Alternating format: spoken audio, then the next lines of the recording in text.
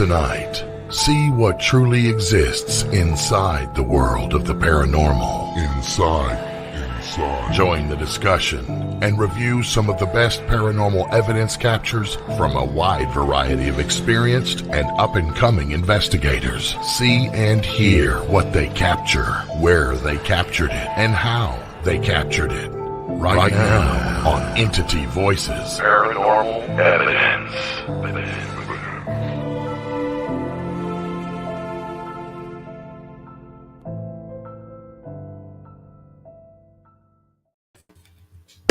Hello, everybody, and welcome back to Entity Voices Paranormal Evidence. Whoop, whoop. We're back. We are back. And for those who don't know, today is Mr. Allgood's birthday. Christoph. It's all good. Yeah. Christoph Allgood. And most people probably saw posts and everything on if you're followers. There was a ton of it. Thank you all for Facebook. all the birthday wishes. It was fantastic. Yeah, it's good that there's at least one day a year we can celebrate people like yourself. So that's awesome. It's right during it all. Yes, I turned 21 for the 30th time this year. Hey, Antoine. Hey, Good Facebook. time. There is somewhere we should get the link and share it that people can have Facebook allow StreamYard to show their name so we don't keep getting Facebook user. I know Ronald from ERT shares the link sometimes, so that's where I had seen it. Yeah, there is one from StreamYard that says if you want your profile information to show, you've got to give StreamYard permission to do that. I'll have to find that and put it up for the next show. So Todd and Carmela, Team Coco, especially back from their sky watching debut of the eclipse. Yeah, I saw that. It was really cool. I stared right at it for 5 minutes and all I saw was spots. So I don't know what you guys are talking about. I don't think you're supposed to do that. Those spots may last a lifetime. And then I started seeing orbs throughout the whole house. I can't figure it out. Yeah, well, it's haunted. Well, everybody have a good weekend. Yeah. Yes. Thanks, Everett. Nope. Oh, yeah, I know. That's true. Tony, you want to go first? Go first. I never knew I could hate a cardboard box or the sight of one so bad. Yeah.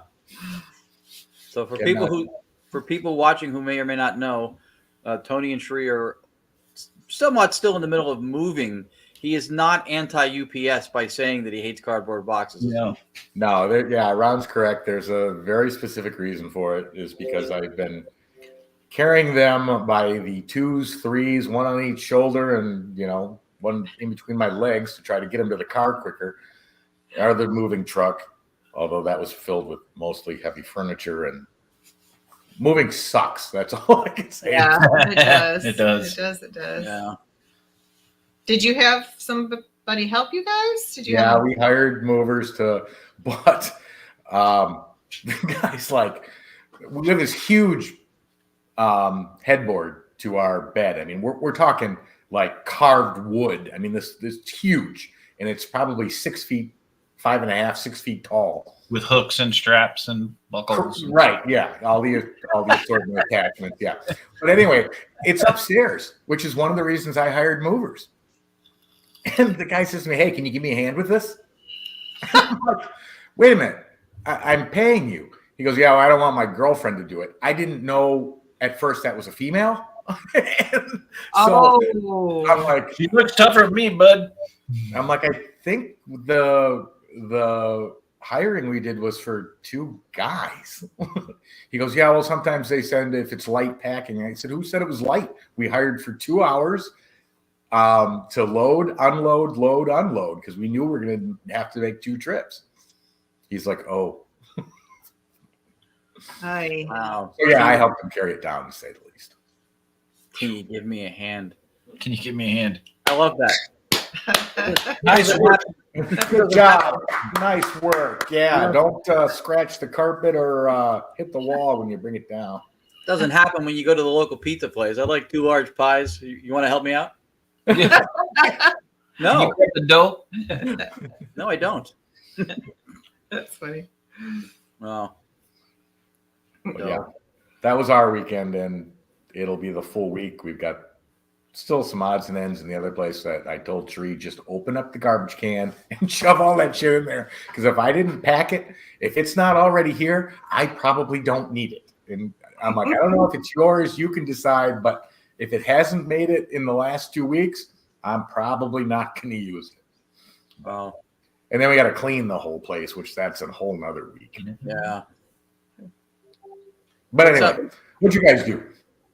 Just real quick, Nando Desario in the chat. Nando, introduce everybody in the chat to let them know where you're from. Well, we're doing we're going to be guests. The Staticom team's going to be guests on his show. Oh, Oh, okay. yes. So let them know who you are. Yeah, yeah. There you go. Where's our lovely ladies? Well, Yeah. I'm cooking it alone tonight. I know we have one lovely lady. Yes, mine is work required her to do overtime, and then she said to me, I need to go finish cleaning the kitchen over there. I'm like, just give it a break. And she's like, I don't have a break. So now I feel bad again. Yeah.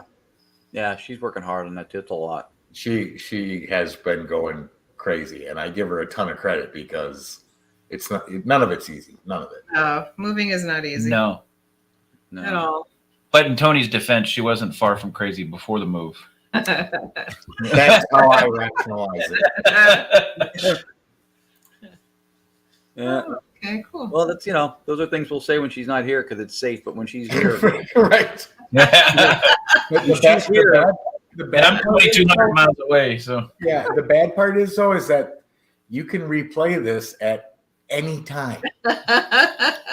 That's the bad part. that's true. She will find out. If you want, Listening now. That's true. Tony, for you, if you want, somebody will say something inappropriate to get the show taken down, so that's not possible. And that would be Why me? Tell him, Audra. Just because I don't have no filter doesn't mean I'm inappropriate. Filters are overrated. yeah. Well, Mary very- Beth, glad you're feeling better. Mary Beth Reimer, I'm glad you're better and back. Yes. Lourdes is not here because Lourdes had a migraine all day. She was not really able to shake it. And she felt bad because it's Christoph Day It's all right. here in Cyberland and everywhere else. And everywhere else. Nando's part of Portal to the Paranormal in the UK. Yes. So I'm glad. That's cool. Very cool. Well, So, welcome. the Staticom team will be on their show soon. In the meantime, after the show, when everybody gets a chance, go Google it, follow them, show them support. So Yeah, I have to look it up. Cool. I had almost as exhausting a weekend as Tony's. Not the same. I would never compare it as far as the mental anguish that goes into moving. But my son went and looked at his final 2 universities to see where he's going to end up. That he was accepted for aerospace engineering. One is Texas A&M, and the other one is the University of Alabama, Huntsville, aka Rocket City. So his mom took him to Texas. I flew out Friday, 2 flights here to DC and then DC to Huntsville. Wow. Met him Friday night. I got in 4 hours before him, so I took an Uber back to the hotel, then took an Uber back to the airport to pick him up, and then took an Uber back to the hotel. Got up at like 6 a.m., walked miles and miles across the university in Alabama. Then when we were done, we went to the airport, took 2 flights back, Huntsville to DC, DC to Jersey, or to LaGuardia, actually in New York. And his mom, his stepdad, and his little brother picked us up. So they're not long flights, but, 4 flights in 2 days and then walking around the university all morning. I'd be wiped out. I was pretty wiped out when I got back. Yeah. Yeah, I But, bet. And if you had flights on top of it. Travel is never yeah. always exhausting. Always. Yes. So it was good, though. I mean, he may end up at one of those 2 schools. They're really, really, really good universities, both of them. Texas, they said, was huge. I didn't get to see that one, but Alabama wasn't huge, but good program, really good connections. And NASA's in their backyard, which is where he wants to go. So Oh, nice. That would Awesome. be, yeah. That'd be that was fun. yeah. Nope, nothing paranormal, just Family. family and back and forth. And how about Alice in Wonderland and the birthday boy? Saturday, we drove around for a while. I went and got a new toy that I can't say on here without getting banned, but yeah.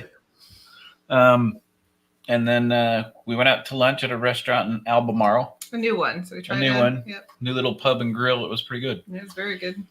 And then we came back home and got our trailer prepped.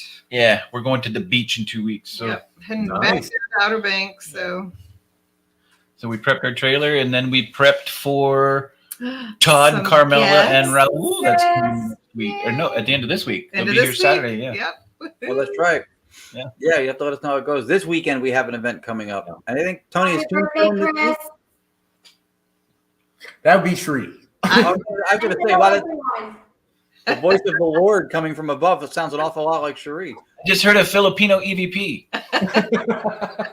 Quiet! I'm doing EVP session over here. I'm sorry, it is an EVP and it's Electric Voice Filipino. There you go. Bye, guys. Hey, honey. She's awesome. Don't move anything. I will take care of that. Yeah. Okay. Note the sarcasm in her voice. Yeah. I always say that to her. I'm like, hey, if I tell you I'm going to do something, I'm going to do it. You don't have to remind me every 6 months. That's right. So I want to point out something. Anybody that has never met Cherie in person, you saw her hand waving about where the COM is for Staticom behind Tony. That was about 2 feet above her head. She was doing that. She was like, Are you talking smack, Chris? And she's omnipotent. yes. She hears everything. Don't mess with that lady. She's a sweetheart. No, big mistake. Don't mess with that lady. Nope. Well, we miss that she's not here with us, and obviously her and Lourdes. Lourdes too, yes. Girls. My girls. So, and then Christoph. Yes. Christoph. Big day for Christoph today. So, yeah. Just one more year older and another day at work. One more year wiser? No, I never said that. I refuse to get any wiser. It's no fun.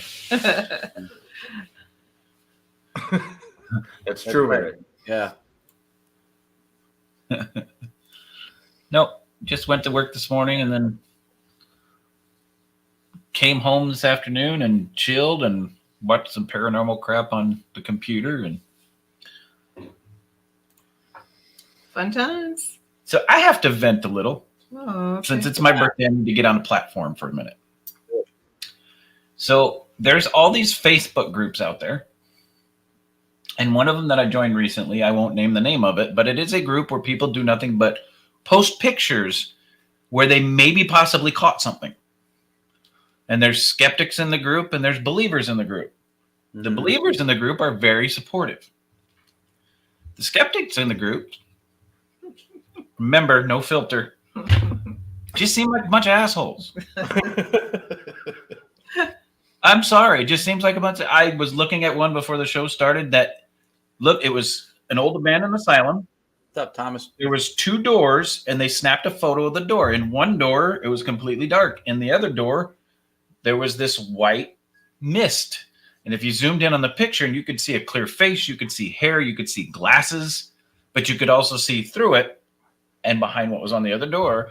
And one of the skeptics, or somebody that says he believes in the paranormal, but judging by his comment, did not, basically said that it was caused by the white walls of the room, and it was overbleed from the camera when the picture was taken. And then he got mad at me when I told him, then wouldn't, if you're such an expert on cameras and you're such an expert on picture taking, then why didn't it happen in both doorways? Perfectly good, reasonable. And then he tried to say that the 3-degree angle between the doorways makes that big of a difference. And all I have to say is, not everything's pareidolia. Okay? Not everything's pareidolia. No, of course. Well, and that's, and I know Ron and I have had this discussion many, many times, but there are a group of people who don't believe, and you will never change that. No matter what you show them, Right. no matter what evidence, it's just not enough for them. They are literally trapped within their thought process. They are ingrained in their thinking that it can't be possible. Right. And then they'll throw some materialistic science standpoint at you to back up what they believe. Not that there's anything wrong with that, but unless you can theorize that reality may be a lot more than what we have been told it is, and it may not function exactly like we think it does, there's a whole nother set of variables that you have to be open to. And somebody who's truly just a non-believer, I don't even want to say skeptic. A skeptic by definition would look into the possibilities, but a non-believer, it doesn't matter what you show them, nothing's going to change. No, that's perfectly well said. And we've had many discussions because we run into this stuff with all the time. Yeah. All the evidence, especially with the Staticom stuff or direct radio voice before that. So here's the thing. Two things, because and I'll get off this soapbox quick, but in support of my man Chris, people lean on this whole scientific method thing, which is to what? To lean into what's most probable and reasonable, right? And going with the idea of Occam's razor, fewest theoretical entities involved in explaining it, right? Which is parsimony. And so, if you look at it that way, there could be more than one take on a given set of data to look at, right? You could look at it more than one way. You could invent any explanation for something, like the guy with the door and the mist, and it was 3 degrees off on everything he was saying. But you have to look at what explains most reasonably what you're looking at, right? Because you what's the shortest distance to the answer without hitting a wall, right? With reasonability, like you could have footsteps outside your door in the mud, and you could go, all right, well, somebody tried to break in, they realized the house was secure, decided maybe it was a bad idea, and took off. With the same data, you could say that a spaceship came down from the Pleiades, landed in your neighbor's yard, broke into his house, stole his slippers, hopped the fence, ran over to your house, tried to get in the house to get some sugar, couldn't do it, took off, and then went back into the spaceship. They both explain the same data. Right. Right. One of them is not only more parsimonious, the other one also, it's creating theoretical entities to fill the gaps in explanation to get to a certain point. When every time they do that, they create theoretical entities to fill in their explanation just to get to where they're trying to go with it. Right. Every time you explain and we talk about this, I think about your example and I think about your 1970s underwear floating around Saturn, because that's what he gave me as an answer. He's like, I can't prove that it's there, and you can't go check if it's there, but it could be. Right. I could say that there's a pair of my underwear from 1974 floating around in the rings of Saturn. A ship came down, broke into my house, took my laundry, went out into space, discarded some stuff they didn't like, and now to this day, there's a pair of my underwear floating around Saturn. I can say that. You can't prove it's true. I can't prove it's true. Neither of us can prove it's false. Right. But there's no explanatory power behind it. There's no reason to look into it further because it's silly.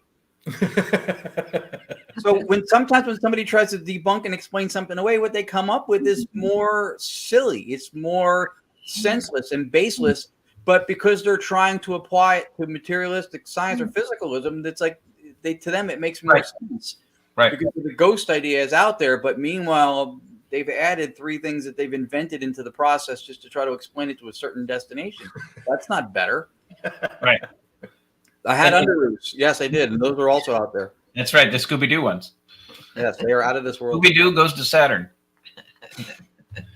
And the reason I got on the soapbox is because I preach situational awareness. And the reason I preach situational awareness, it's not just to keep yourself safe and know what's going on around you. But if you're going to say to somebody, no, that's not a paranormal capture, you're a bunch of bullshit, this is the way the camera works, then you also have to understand the humidity in the room, who was in the room with you, what was in that other room where the picture showed up, what was not in the other room that could have caused that picture to show up. You have to know 100% of the data involved when that picture was taken in order for you to say, I'm 100% right.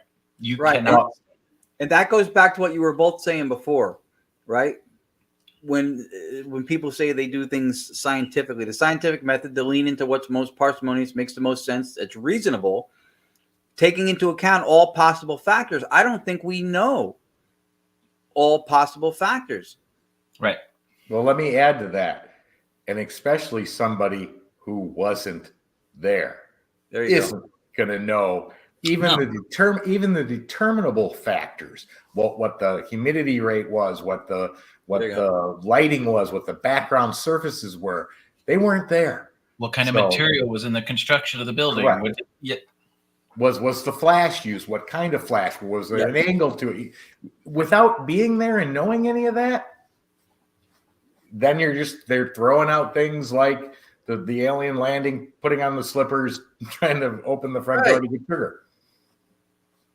Yeah, you're inventing things for the purposes of explaining a story to a certain direction. Sorry.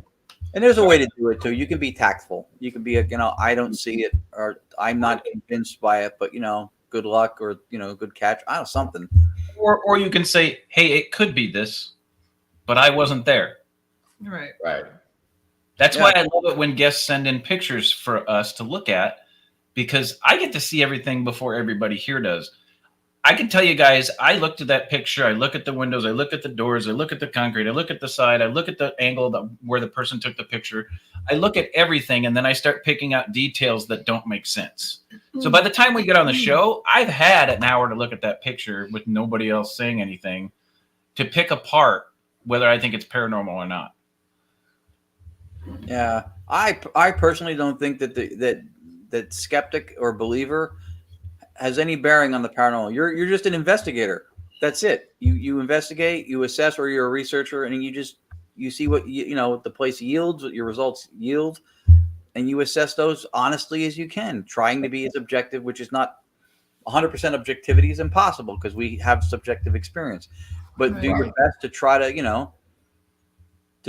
that. I think that's I feel like the skeptic and believer and all that stuff is also just this sociological need to fit in and have a role. Like, I'm that, you know what I mean? Like, you just, not even for ego, just for identity, and I get it, but you investigate.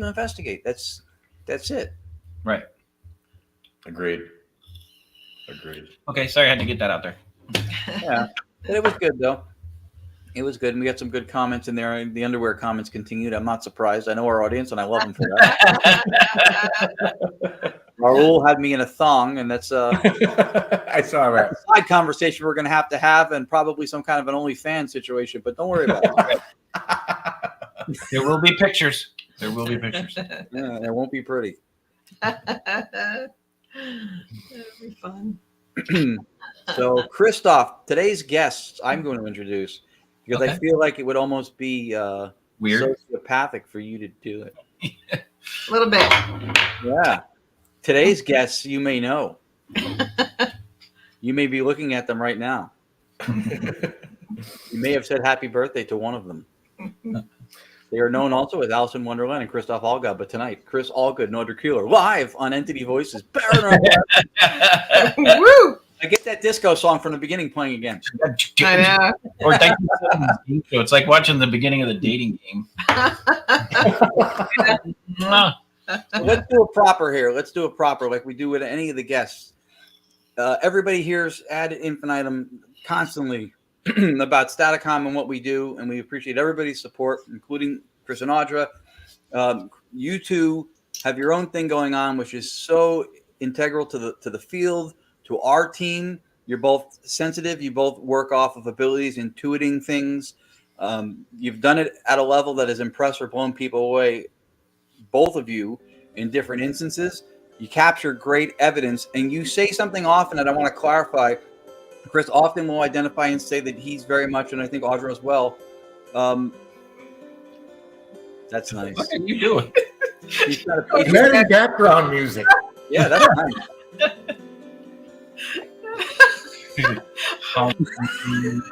Home. So you often say you really focus on the metaphysical. So just so it's clear for people, because we always talk about defining things the right way so they understand. Metaphysics kind of has a spiritual woo-woo-ish thing these days. Metaphysics, by definition, is what's behind the physics.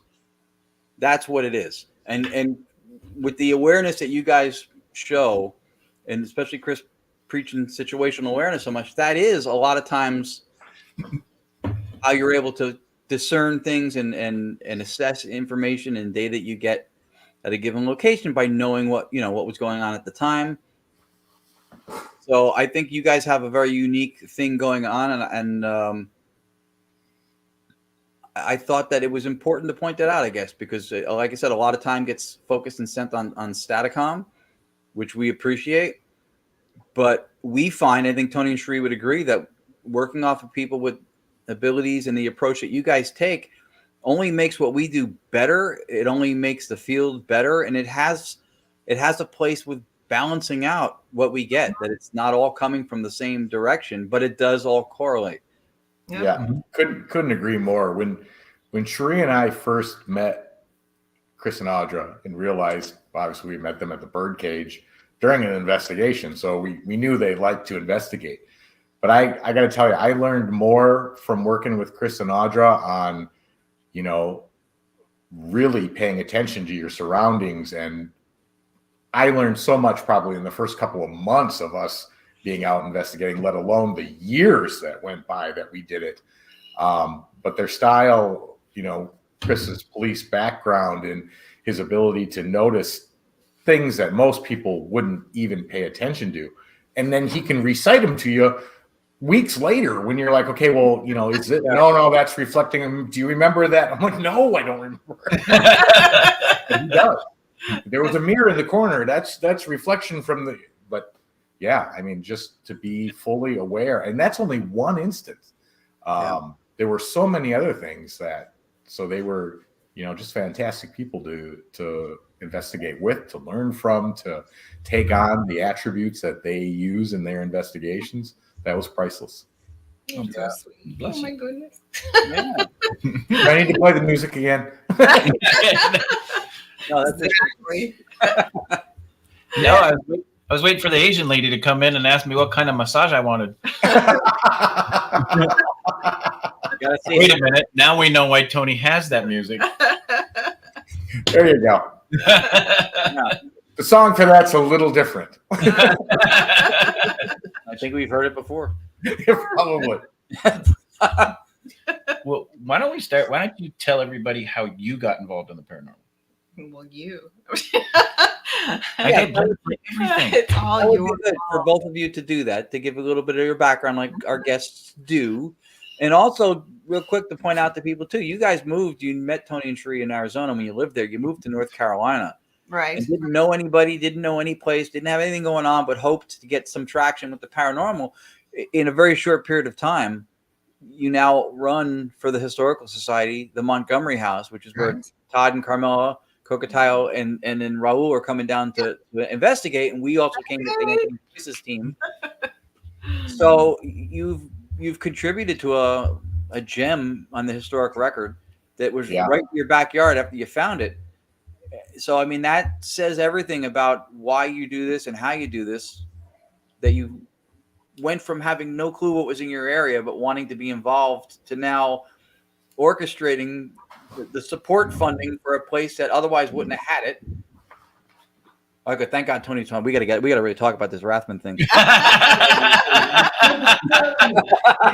Left, and I hear the water cooler going. I'm like, who's getting water? He's still here. Jesus, I'm like, what the? Good thing I was showing you my present, because I was about to. So anyway, now that's all. I just wanted to say that we thought that was so impressive that you guys have this deal that you do with running the Montgomery House and helping them raise money and bringing teams in. When you moved to the town and didn't know what was going on, had no clue where you could get any traction in the paranormal, and you made something happen that helped more, really, now the location than it did yourselves. Yeah, we don't get anything out of it. So No, exactly. And places like that wouldn't be here today without like what Chris and Audra did, because eventually they just would have been like, okay, just we're done. There's nothing more we can do. Yeah. But at least now there is some income coming in when people go and investigate, which goes, like Chris and Audra said, directly to them to keep the building around. Yep. And I think a lot of people in this community do that. I mean, there's a ton of buildings that people work at, help restore, volunteer at, just to keep that history alive. And I love it. I love the community. Yeah. So now you can give a little background about yourself. Tell them what hooked You you. got started. Well, I mean, I don't think I'm the typical person where it's like, oh, I've always been drawn to it. I had experiences as a kid, blah, blah, blah. I really didn't in the normal sense, I guess. Mine, I always just thought I had bad dreams. Bad dreams, bad dreams, bad dreams. So mine all came to me, fighting spirits, fighting, I don't want to dare say the demon word, but pretty much that's what it was. In my dreams, always kind of protecting children. And when I met Chris and we started dating, and he kind of got me talking about it, and he's like, you ever think that maybe you were something more than just that coming to you in a dream? Because it was constant, and they were not fun dreams. Even as far back as probably 4th grade, I'm protecting children from an unknown entity, really. And to this day, where I go to places, I am more drawn to the children than anything else. That's usually what reacts best with me, are the kids. So when Chris and I started dating, and he kind of talked to me about, well, do you ever think about maybe ghost hunting? I'm like, sure. Let's see what it's about. And That is not how you replied. after a while, it was sure. No, at first I went, have you ever been on an investigation? And she's like, a real one? No. And I'm like, yeah, a real one. She's like, you know people that do that? And I went, I do. Yeah. She goes, I'm sorry, what? What's her response? I'm sorry, you do what? So, yeah. And then he got to tell me kind of his experiences, which is very fascinating. And just, after going out even the first time in that EVP, as everybody knows, that first EVP will hook you. Right. And you won't walk away no matter what. It's amazing. So after going, gosh, where did we go? Oh, the cemetery. We went to the Lost Soul Cemetery, Lost Soul which Cemetery. I lost all my evidence to, unfortunately. Yeah, that was an amazing place too. A little cemetery in Phoenix that you're not really supposed to go visit, but Well, No, but that's an awesome place. yeah, Awesome. yeah, take So you guys it's there. called the Lost Soul Cemetery. It's in Waddell, Arizona, and it's where the county buries those that can't afford a burial. And it's also a place where they bury John Does and Jane Does that didn't, and inmates literally dig the graves and bury them, and a county hired priest comes out and conducts the cemetery, and their headstones are little brass tags about this big. Yep. Some of them say Jane Doe, some of them Jane Doe. It doesn't tell date of birth, it just date they died. That's it. Their name and the date they died. Yep. And there's some very unusual energy there. Yes. Oh, that No place. doubt about it. Yep. Yeah. So that was our first Investigation. Yeah. Again. first one, and then we started, Tombstone, Bisbee, Mm-hmm. all around, obviously the Southwest. San Diego, Yeah. Whaley House, the San Campo Cemetery there in downtown San Diego. That's way cool. Yeah. Very cool. Well, and then, so how I got started was by experience. When I was 5 years old, I've always sensed, heard, felt, seen. My first memory, I was 5 years old. My father was at the cemetery in our small town in Peru, Nebraska, and I was there with him. And I was down in this one little area called Dead Man's Holler. And it's the same as the Lost Soul Cemetery. It's where the city would bury Jane Does, John Does, people that couldn't afford a burial, and then they made their headstones out of concrete. And it's this There's literally no wind. And it sits on top of a bluff. So you think it would be windy as hell, but it's not. It's dead still, no pun intended. Always dead still down in the area, no matter what time of day you go there, no matter what time of year. And I was down there running around. My dad yelled at me and goes, "What the hell are you doing?" I went, "I'm playing with the little kid, playing tag." And he's like, "There's nobody down there." But to this day, I could probably, if I was an artist, I could draw you exactly what the little kid was wearing, exactly what he looked like. Wow. And that was my first experience. And I've been chasing it ever since. I had an experience when I was 12 that scared the living shit out of me. I actually had an apparition at a friend's house. A long story, I won't get into it here, but actually approached me, and I could see the lady standing in front of me talking, but I could see through her. And it scared me so bad that I lost interest for a while. But my dad always raised us and taught us that if something scares you, it intimidates you. And the minute it intimidates you, it's won. You're done. So when I was about 15, I said, screw this. And I started chasing ghosts. And all through high school, I would drag my friends to haunted places in Phoenix. Anywhere we could find that was haunted, I'd drag my friends to it. I still have friends commenting to this day from high school, "Wow, I can't believe you're doing the paranormal stuff. We always knew you would. Remember those places you used to drag us to all the time?" And then when I was right around 24, 25 is when I started buying equipment and started actually investigating and recording captures and EVPs, and I've been doing it ever since. And today I turned 21 for the 30th time. There you go. Tells you how long I've been doing it. So, at what point in that whole storyline did you realize that you were that attuned, or was it a choice to? I don't think it was a choice. I think for you it was just natural. But I mean, you can answer to be so big on the execution of situational awareness, because we joke about it, but I mean, you really do notice everything. And then even with retrospect, when you talk about, you remember from the location after you've left the location. And then obviously your vocational skills of being able to assess structures and materials used based on time periods. It's so, I think, undervalued sometimes to be able to do that, because a lot of these things, like the story with the doors, right, and the whole mist thing, and a lot of the stuff that you're able to speak to comes from being able to assess in depth the environment, which a lot of times gets, excuse me, blamed or credited with said activity, right? right. When did Well, that I've been in the construction industry for 31 years this year. So there's where my construction background comes from.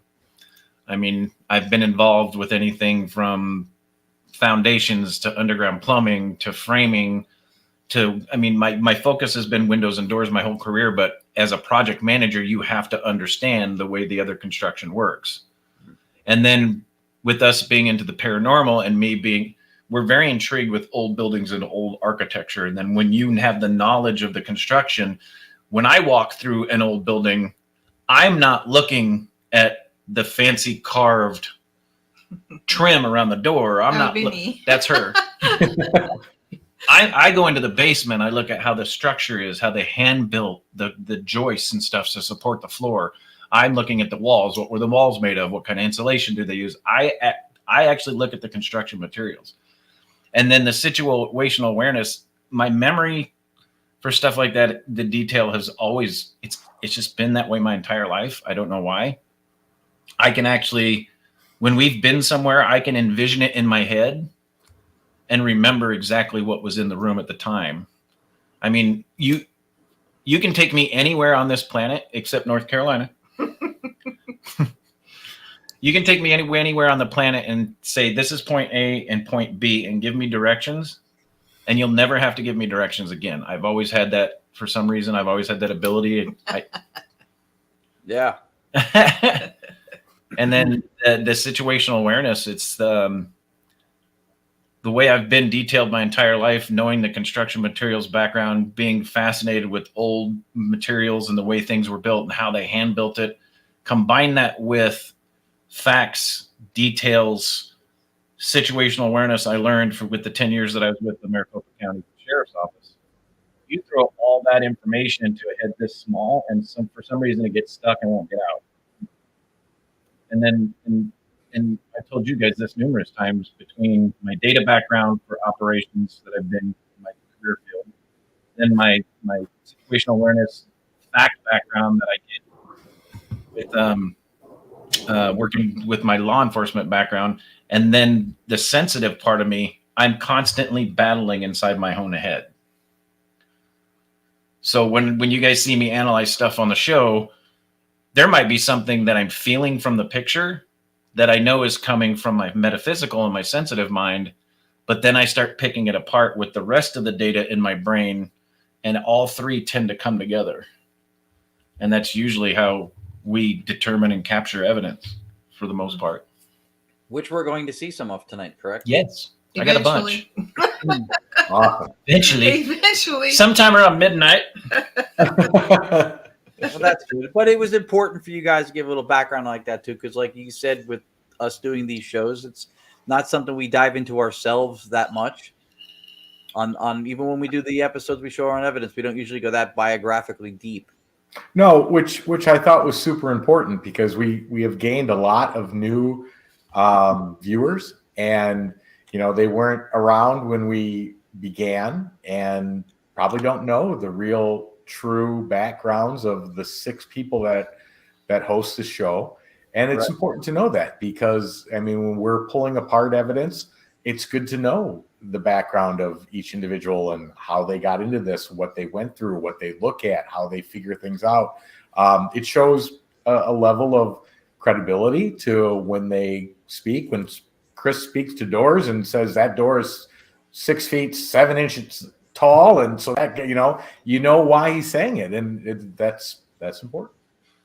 Yeah. Well, I've been studying the paranormal since I was a kid. I've always been interested in it, reading the books. And the minute investigators started coming out and they started producing evidence, like Polaroid evidence and video evidence and sound evidence, I would look up and research, like Polaroids, for instance. How do you know all the different levels of the Polaroid? Because the minute Polaroid pictures came into the paranormal world, my data mindset brain went, wait a minute, how does this work? So when you get a picture, you can say, no, this is the roller marks from the film. This is the surface tension on the front of this.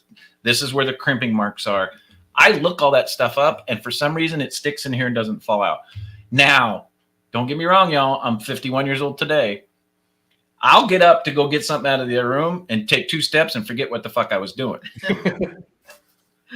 But I am like an autistic kid. It's something that I am deeply intrigued with, like the paranormal. I won't forget it. Yeah. I'll forget where I put my damn keys, but I won't forget it. Yeah. Yeah, no, there's some absolute truth to that. When you have a real passion for something, things stick. When you figure something out on your own, you're like, okay, that's what that was. It sticks. Those were tricks I tried to use through college, taking exams. There were associations of interest in what you're relating it to. And, when you have a deep passion and interest in something, what you learn from it sticks. It's just part of the process. But that's awesome. Just fantastic. It is awesome. As is, I'm sure, your evidence, which we will get to now. But yes. Now, I do have to say one thing. I tried to find evidence that was as old as possible. Unfortunately, when we moved from Phoenix to Arizona, I had 20 years of evidence on a flash drive. When I got here, it was corrupt, and I lost all of it. Oh, that sucks. Phoenix is in Arizona. Yes. What did you say? What did I say? From Phoenix to When here? he moved from Phoenix to Arizona. Oh, from Phoenix to North Carolina. Sorry, guys. See? When I moved from Phoenix to North Carolina. That was a Because test. if you're outside of Phoenix, it's a whole nother world. That's right. You can go 2 hours north. It doesn't look like Phoenix. Nope. But I lost about 20 years worth of pictures, EVPs, recordings, and I wanted to show you. I wanted to try and show you guys the level of where I've come from, because what you see that we've shown you before, and some of the stuff you see tonight, you've seen probably before on other shows if you've been watching for a while. But I wanted to show you more than what we had here, me prior to Audra getting involved. But it seems like it escalated a lot more since we've been together. I'm not going to claim that if we hold hands, we produce massive results, because I'm not like that. But both of us together, both of us together do really well at finding hot spots and reading locations is phenomenal between the two of us. So That they do. I've experienced that personally, and they are very good at that. thank you. So cue up your first thing. Todd and Carmela, thank you. Karen, the Paranormal Group. Mary Beth Ryan, we mentioned Scott Reddick, Piedmont, Everett, of course, already here. Tower with Raul. Nashoba. Ash from Inspectors Paranormal Investigations. Haiti Acevedo Presto from Florida was tuned in before. I just saw her a moment ago. Also, on the one chat, but I don't see in the other one. But I know she's here or was here. Jenny Colucci, Ronald from Radio, Zach Bennett, Antoine Ritter. If I missed anybody, I'm going back a little bit just to make sure. And then now you're in for the treat because you're going to get to see some of the evidence that Chris and Audra are presenting tonight, which is going to be great. So this first piece comes from the Phelps Dodge Mining Hospital. This was our first investigation with Tony and Cherie ever. The reason I wanted to show you this is because you get a sense of what I pick up. But the funniest part about this clip is if you listen to the tone in Tony's voice. I know this one. Disbelief.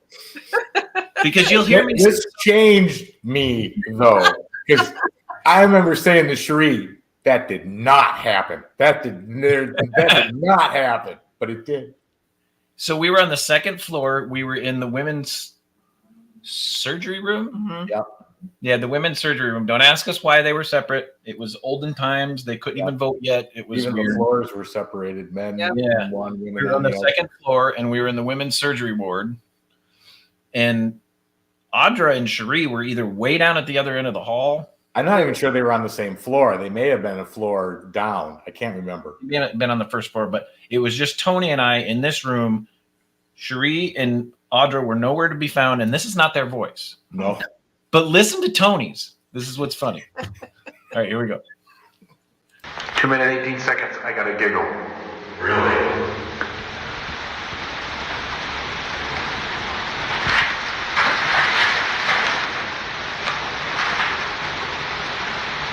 There's a woman in here.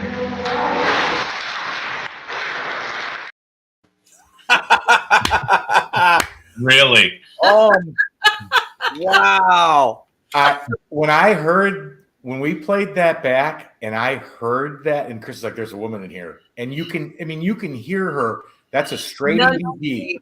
That was not a spirit box. That was straight EVP. And clarity of her voice. You can hear it's female. You can hear the excitement in her response. You're right. I was blown away. And timing and relevance to what Chris, there's a woman in here. Not only was the EVP a fantastic example of a Class A EVP with timing and relevance to Chris's question, but it absolutely then cemented the fact that Chris was absolutely correct on what he was sensing. Yeah. Which is important because it actually wasn't a question. It was an observation. It was a statement. What he was seeing was immediately validated. And it's so I'm going to say something that Chris Allgood often says on other shows. I'm going to say this with the best of my ability to the way Chris Allgood would say it if Chris Allgood was not hosting himself. Play it again. All right. Here we go. 2 minutes, 18 seconds. I got a giggle. Really?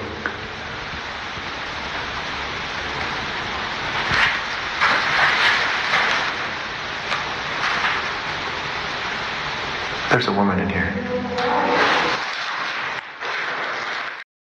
Immediate. Wow. Yeah. Immediate. Here's the part.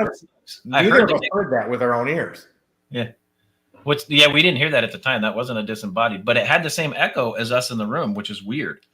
Was strange. Yeah. The funny thing is I heard the giggle. I never caught it on the recorder. Really? No, never. Wait, isn't that what I said the first time? Did you say that? Yeah, that's what I said when you said I heard a giggle. Really? Oh yeah, really? Yeah.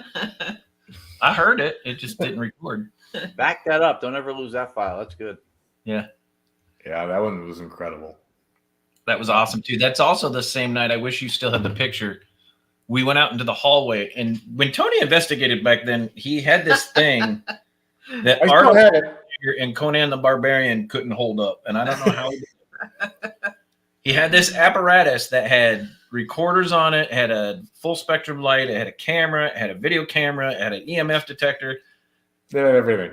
It had everything on it. And man, I'm surprised he doesn't have arms. Just Hercules.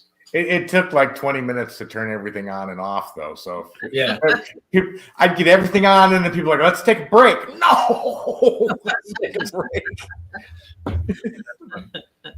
But the same night, a couple hours later, we were standing out in the hallway, and we were looking down towards the nursery area by the second nursing station and the one room that you guys slept in when you caught the shadow figure. Right. And I looked at Tony and went, do you have your full spectrum light on? And he's like, yeah. And I'm like, take a picture of that doorway right now. And he's like, why? And I went, there's a doctor standing in the doorway. Take a picture. He's like, are you sure? I'm like, snap a goddamn photo. He's like, take that picture. And he took the picture, and we caught a shadow figure that looked like it was wearing a doctor's jacket. Yep. We sure did. He was spot on again, too. That's why I'm like, okay, I'm not doubting him anymore. What was funny is when he was doing the review, I get a call on Sunday. Are you effing kidding me? Are you effing kidding me? All right. So this next piece of evidence is so what we ended up doing is we ended up teaming up with Tony and Cherie. We became a part of EVPI and Entity Voices Paranormal Investigations. And that's where EVPE started, was from that. And that's also SOEP, Southern Entities Paranormal here in Charlotte, is a subsidiary of EVPI out of Phoenix. So we also started working with Tony and Cherie, and we hosted paranormal tours at the hospital for a couple of years. Yeah. And we had keys, y'all. And I've said this before, from Christmas to New Year's, my company would shut down in Phoenix, and everybody else still worked. So I was sitting at home bored by myself. I'd get up at 9 o'clock in the morning. I'd drive to Ajo, and I'd investigate by myself at the hospital. This was captured with me standing in the reception area of the hospital, holding the recorder up like this in that hospital at 10 o'clock in the morning. Before you play it, and yes, he would get up early. Ajo was about hour and 45, hour and 50 minutes from here. I would get a call at like 9:30, 10 o'clock. This place is crazy today. You know, and it's the middle of the morning. And I'm like, what's going on? You got to hear this. And then this is the stuff he'd said. All right, here you go.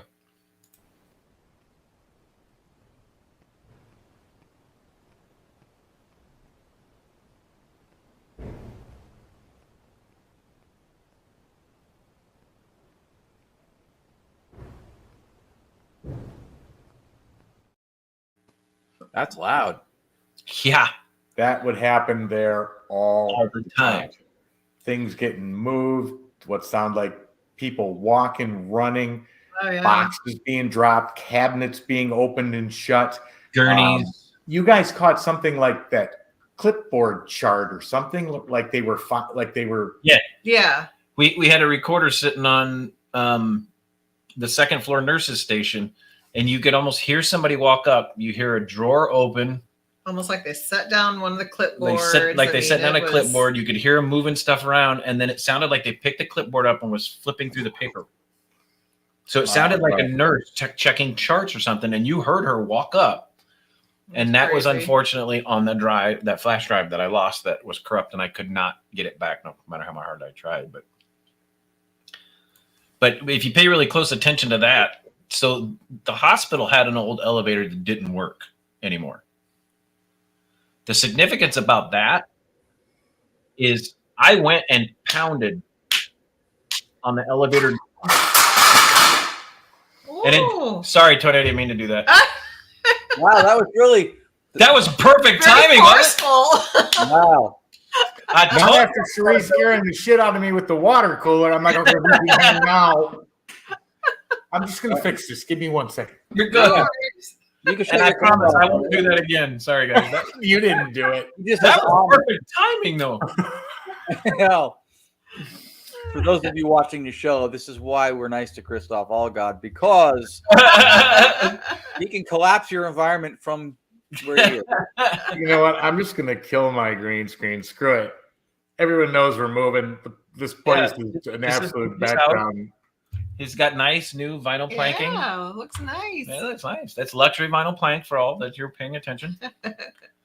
Oh, there you go. That's good. Okay, but I got a big green screen in the back. Let me just move that out of the way. Did the dog take it down? What happened? I don't know. It was this. It was me. Yeah, it was just Chris doing this. Chris. Now you really can't doubt him. There's a nurse. That was perfect timing, though. I'm going to have to go back and watch that part of the show. That was awesome. You got to cut that one of those little loop videos that just keep happening. But if you'd ever had a chance, nobody can get in there anymore, unfortunately. But that steel, the double sliding steel doors, like on the old elevators that did this and slid to the side. Yeah, that's the exact sound of if somebody was pounding on those doors. And I actually went down the hall. Yes, even after hearing crap like that, I still went upstairs. I still did my thing. Real people scare me more than ghosts. So. And I actually banged on the door, and it was the exact replicated sound. It was weird. Yeah, loud and from a distance, like it was resonating down a hallway. Oh yeah. Well, if you're standing in the reception area and you turn to your right, the old section of the hospital. I say old. The newest part was 1932, but the oldest section was They started building it in 1903, completed it in 1913. But you could look straight down the hallway from the receptionist table. And the elevator was on the right-hand side, went up to the second floor, and it went down to the basement. But we finally found it. I played around enough, finally got into the elevator, and the actual elevator was stuck on the second floor. Wow. Do you have the clip? Are you going to play a clip from that? Do you have that clip, or am I the only one that has No, that? that's your clip. Because Sheree's like, it's the wind. You're like, inside? What wind? No, my exact words had an F-bomb in there. I get wind inside the fucking hospital. You got to remember, guys, these walls were literally 3 foot thick concrete. Yep. Yeah. The foundation of that place will be solid for years and years and years. The roof is probably collapsed by now, but those walls will stand forever. Yep. It'll look like one of those old Scottish castles that are. Yeah. So the next clip comes from a recent one. This is when all of us were at the Montgomery house, and the next 2 clips I wanted to show you guys for a reason. Audra. What? That's Sheree. That's Sheree.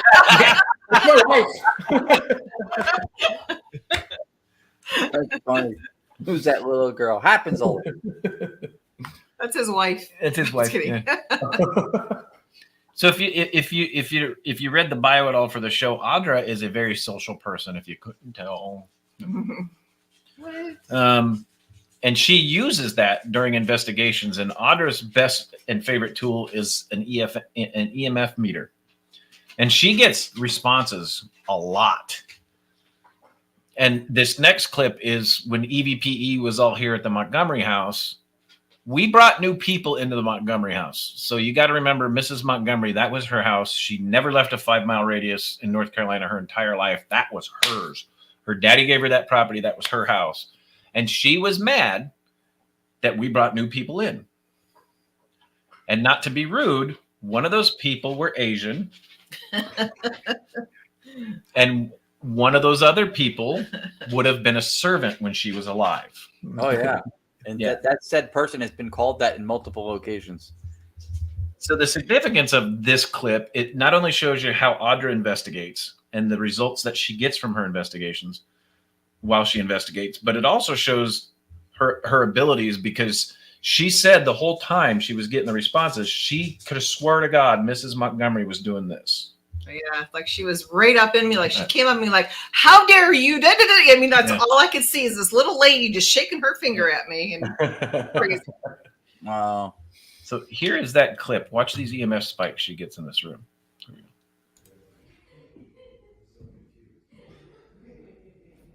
So this is Montgomery's parlor, or what we believe is her parlor. Again, EVPE, entire team. Oh, hello. You're fine. You're fine. I promise. You're good. We're here to talk with you. And something exciting is we are, oh, where'd you go? There, hi. So we're gonna have something where we can finally hear you talk to us in real time. So we are so excited about that, to talk with you. So stick around with us. Wow. That's cool. You pointed out in the past on other shows, but it's probably worth mentioning again too, since we talked about your situational awareness.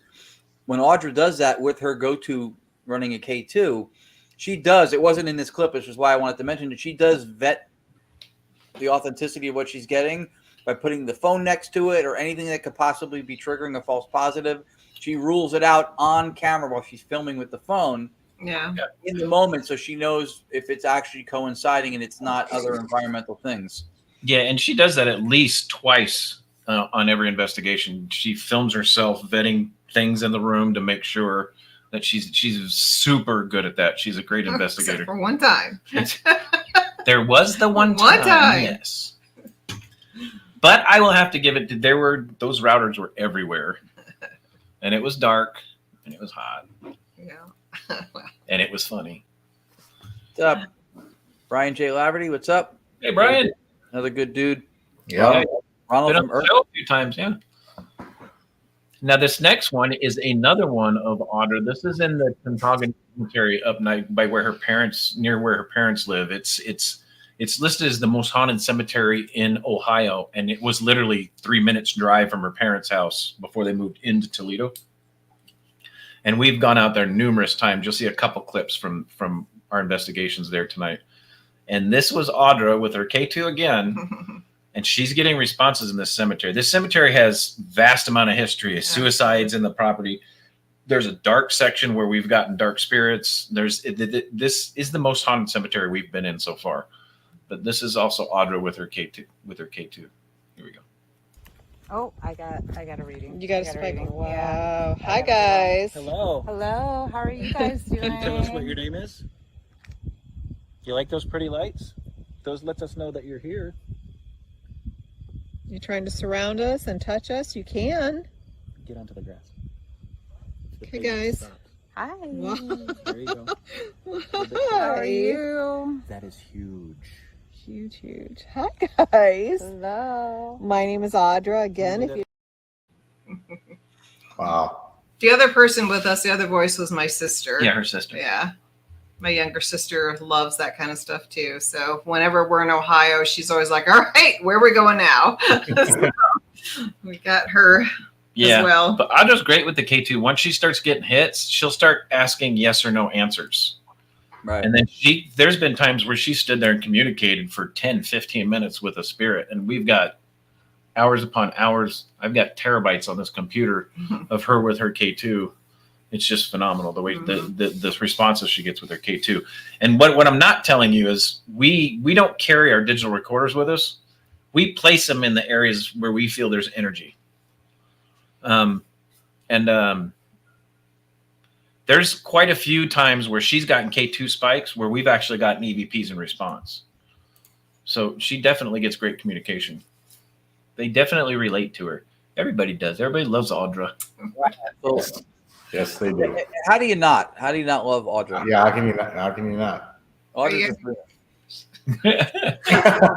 That's why we call her Alice in Wonderland. Alice in Wonderland. She has all the lovability of a Disney character. Not the villain, mind you. The one thing I love about this woman is she is positive when she has no reason to be. She has a reason to be because she is. That's right. Yeah. I mean, I will be complaining about something that directly affects her, and I'm upset for her. and she'll defend what's causing me to be upset. That's the type of person Audra is. Okay. Yeah, well, that's both of you. That's both of you. Yeah. I digress for one Someone's moment. pissing me off. I fucking send him. I digress for one moment here because all the conspiracies about there was an earthquake in New Jersey, which is true, then an aftershock, Yep. solar eclipse, earthquake in Taiwan. Everybody's talking about all this doomsday stuff, and nothing really collectively of all that convinced me that this is going any doomsday direction. Until now, when Roger was late. Yeah, that's the one sign things are just falling apart. Yes. Blushing. Thank you. That was awesome. That was That was good. great. Absolutely. Well, in Roger's defense, he checked in 2 days before the show. Yeah. He did. And he checked in 4 hours before the show and then said he had to work, so he's going to miss the first part of the show. So All right. Well, I didn't know that, but that's funny. that's hilarious, though. All right. Next clip from This our next, yes, Chris and Audra. this next clip. So, guys, these individuals in front of you know when I walk into a location, I treat the spirits just as if they're people in a mall or just as if they're people in a home. I walk in, introduce myself, say hello to them. I treat them like people. The one time at the Montgomery house where I walked through and said, "We're here. If you're a ghost, please communicate with us." Stumbled on my words, not something I 99.99% of the time I don't say. But we actually caught this EVP, and I must have pissed him off. So here we go.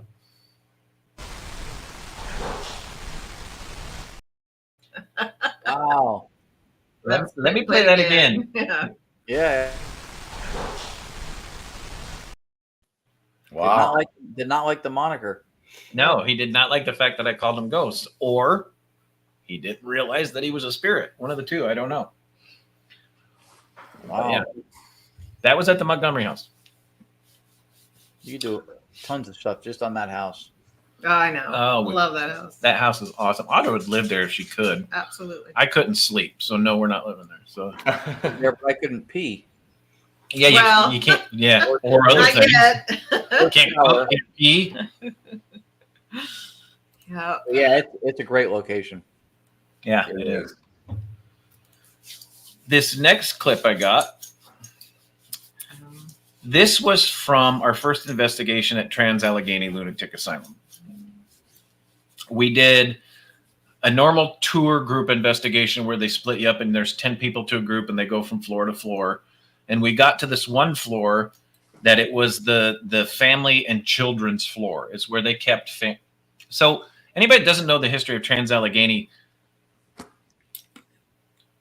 back in the early 1900s, late 1800s, if a Civil War soldier died, they didn't feel like the wife could take care of the family. So they would take her to Trans-Allegheny, dump her off with the children, and that's where they stayed. Because women couldn't take care of themselves, right? Another thing about the bad background about Trans-Allegheny is, so say a man was tired of his wife and kids, he could go drop them off and he'd get $10 a head for them. And they would put him into the hospital and come up with these weird, there's all kinds of diagnoses for them, and they would keep them there. But this was the floor where the women and children stayed, and mostly children that were orphaned, put into this freaky effed up place, and they kept them there. Well, during the group investigation that we were with, the tour guide found out that I was ex-law enforcement, and there's a male spirit that was always in this one room on the floor where the children were. And they said anytime he's confronted by somebody of law enforcement or military nature, he gets nervous. So they asked me to interrogate him, that I was law enforcement. So I started interrogating him, and you'll hear in this clip, he responds. So here we go. So Ben, I have some concerns, and I just got some questions for you, and I'm wondering, and I'll give you time to answer once I ask these questions. As an officer of the law, I find it a little confusing why you want to spend so much time in the child's ward. Can you explain to me why you spend so much time up here, Ben? Wow. That's incredible. That directly responds. Yeah. And there was, what, 10 other people in the room plus the tour guide? And that wasn't audible. We caught that on the recorder. Yeah, that sounds like a really good EVP for sure. Yeah. Oh, yeah. So everybody, that one's a little low because of StreamYard. I'll play it again. Everybody turn. Yeah. Only the guilty flee when no man pursued. Yep. So I'm going to play it again. Turn your volume way up. You can hear it. It's definitely a male. He's got a deep undertone. Yeah. Oh, yeah. To cause problems. So here we go. So Ben, I have some concerns and I just got some questions for you and I'm wondering, and I'll give you time to answer once I ask these questions. As an officer of the law, I find it a little confusing why you want to spend so much time in the child's ward. Can you explain to me why you spend so much time up here, Ben? That's ridiculous. Yeah, that was clear as hell. You can hear every syllable in there of every word. That's a great you can. EVP. Yeah, you can. Yeah, I like that one. When I was reviewing, I'm like, holy shit! He didn't answer the question though. All he says, "I'm not. I cause no I problem." cause no problems. Yeah. I might fiddle with the little ones, but I cause You need to get the show taken down like Tony's green screen.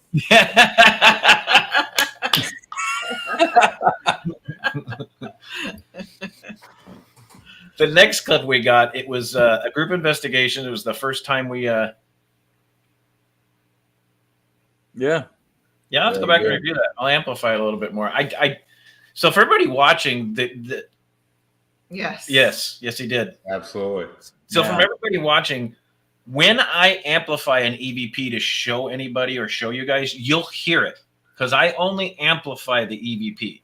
99% of the time, Class Bs, I don't even show. I only show my Class As. What you're hearing and what you're seeing on these EVPs, I have not enhanced at all. This is what we actually picked up on the recorder. Yeah, that didn't sound at all doctored or manipulated or enhanced at all. That sounded completely natural recording from when you did it. Yeah. Shout out NSPS TV from Central Texas. Yeah. Woo! So Paranormal podcast in Central Texas. That's cool. that's awesome. Thanks for doing it. There you go. That's right. This is my Superman. When Houston had their hurricane, if you bought a shirt like this, money went to the hurricane relief program.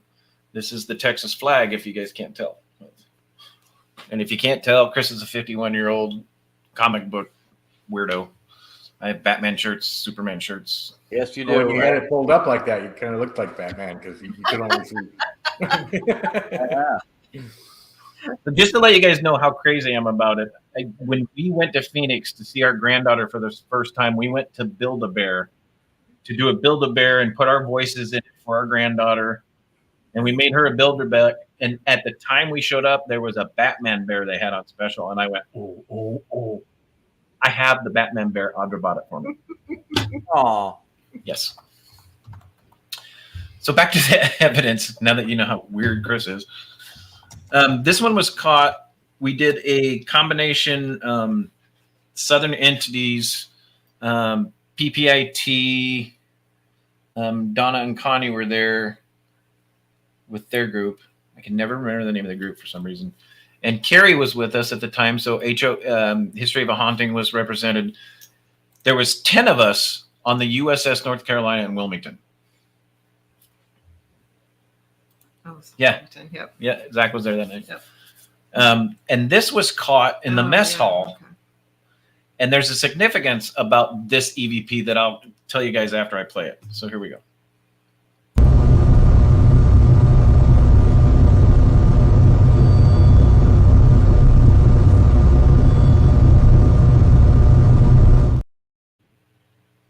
Everybody hear the bells?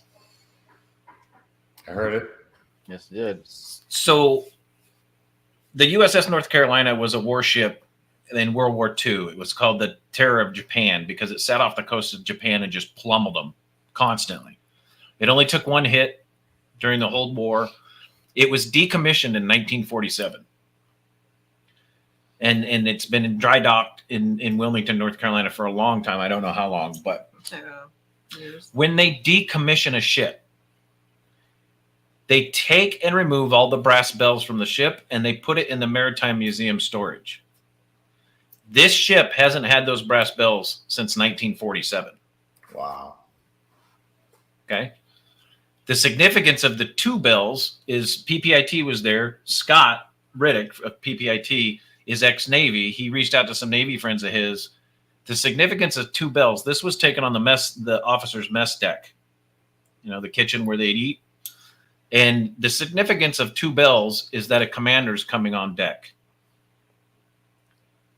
Now, a commander was coming on deck in the officer's mess hall in 2022.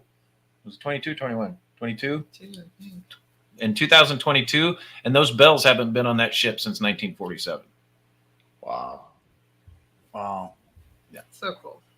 And no other way to account for it. I'm assuming you looked into every possible right. Yeah, there's nothing on the ship that would have made that noise. There's no bells left on the ship. They're gone. They've been gone since 1947. And I confirmed that through some research, and then Scott confirmed what the two bells actually meant. And also that they were decommissioned. And also that they were, 2022. There you go. Yeah. 2022. So you should get the Nobel Prize. That was good. I'm afraid to bang on anything because I'm afraid some. I know Tony's floor will collapse. I haven't even put the place together yet. Don't destroy it. Hey, next blooper reel that goes into it. Next blooper reel: demon flies and Chris taking down your green screen. Yeah. That's a great clip too, because right as I did that fucking thing fell. It did collapse. Which I don't even know how that happened. I'll have to. I know how it happened. Investigate that later. He's not wearing superhero shirts all the time for nothing. That's right. That's funny. He's all gone. All gone. All right. This next clip we got is Audra and I and her sister back in the Tautogany Cemetery. And you'll hear me ask a question. And this is the dark part of the cemetery. Okay. We had been communicating with what we found out to be a little girl named Cynthia. We've seen her spirit walking through the cemetery. We've gotten EVPs that I cannot locate from Cynthia. We found her grave at some point. She early 1800s, she passed away. And we had been communicating with Cynthia, and then she stopped. And then we started asking more questions, and this is the response we got. Oh. You still here?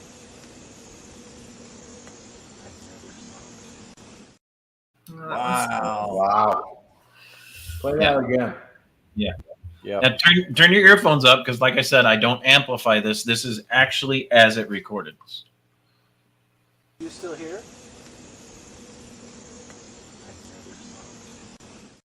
That's good. I can hear it. Wow. I could absolutely hear it.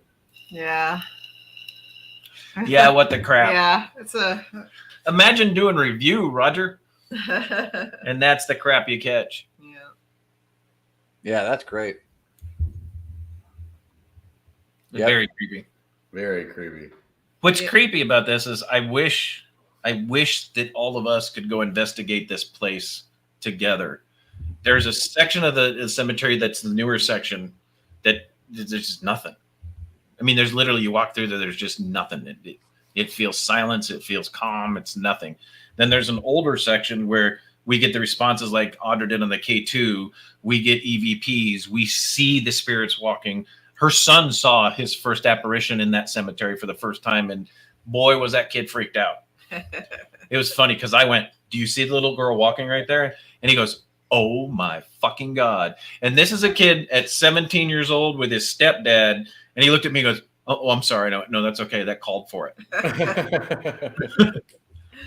And then there's a section of the cemetery over towards the road, towards the farm fields, because this sits out in the middle of farm fields, guys. This is way out in the middle of nowhere. And there's a section over there that's just dark. And for somebody with abilities, there's certain points and times in the night where we're doing investigations there where I've said, "Get in the car, let's go." Yep. And they're like, what do you mean? I'm like, no. Shadow figures are starting to come out. It doesn't feel good. Get in the car. Let's get out of here. And that came from right on the edge of that section where we were talking to the little girl. So that was pretty cool. Wow. Wow. What's that? Everett wanted it played one more time. He did. One more time? Sure. All right. Here we go. Turn it up, Everett. Here we go. You still here?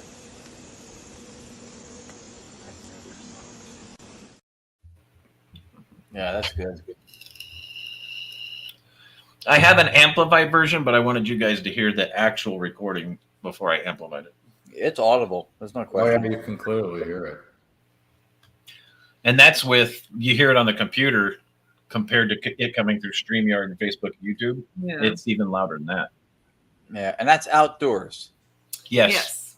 Which is even more impossible. Someone could have whispered from a distance and possibly done that without you hearing it. There's no way. No, the closest house is about 15 acres away. Wow. Exactly. Well, there's some that are to the right. About 15 acres. I think it's that far. Mm-hmm. I don't think so. But no, they couldn't whisper it like that. No. Yeah, nobody would have been able to do that from a distance. You would have known. Yeah. You would have heard it. Yeah. Nobody was within two football fields from us. Mm-hmm. Yeah, we used to always go back in the summertime, at least a week every summer. So Yeah, because I ain't going out there in the winter time. That was like somewhere in July, so you hear the crickets. It's really dark out there, and it's a very tiny cemetery. Yeah. No. You could literally walk from one side of the cemetery to the other side of the cemetery in less than a minute. Yeah, it's tiny. Yeah. Oh wow. And there's a shed in the back where the caretaker hung himself, so that there's a dark area towards the back, and that's been confirmed. He really did hang himself there. Maybe he was tired of mowing. I don't know. That's so funny that you say that, because there's the most haunted cemetery in Wisconsin has a very similar background. Really? And yeah, the maintenance guy from the cemetery killed himself, hung himself, and then there were a couple other. There was a murder, I think, out there, and then some strange other occurrence. I can't remember what it is, but if you ever want to compare that cemetery, look up the Glenbeulah. It's Glenbeaulah. It's tough spelling. It's typical Wisconsin. Kind of like this. It's Tontogany. Tontogany. Yeah. Yeah, exactly. Yeah. How the hell do you spell that again? Tontogany. Tontogany. Yeah. Tontogany. Tontogany. And that there's a town not too far from, about 2 miles away from the cemetery. Not as big as the cemetery. Yeah, the town's about as big as the cemetery. It's little. All right, we got 3 more. Yeah. The next clip we have is from this is when we did the private at Trans Allegheny with PPIT, Anthony Simonelli and Seekers, History of a Haunting. Carrie was there. There were 15 of us. I was gonna say there were about 15. 15 of us in Trans Allegheny, which sounds like a lot. Not in this But place. if you haven't been to Trans Allegheny, the place is massive. It's 4 stories. It's like 379,000 square feet, and it's not squared feet. It's you have a center building, and every floor goes this way, and then back this way, and back this way, and yeah, it's crazy. it's a massive place. Wow. And this one was caught in the women's criminal ward. So here we go.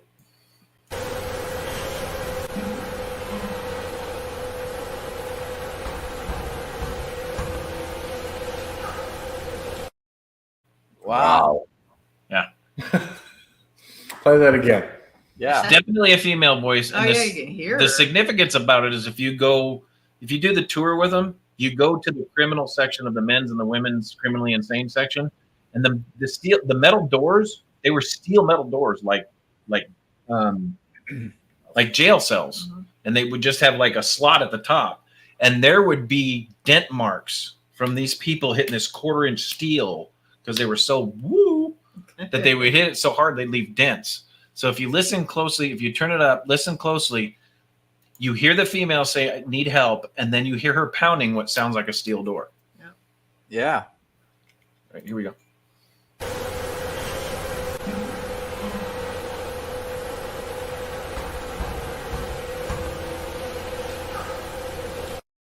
That's crazy. Oh yeah. The most significant part about that recording is we do the walkthrough. Normally I do it by myself, but Trans-Allegheny was so big. Yeah.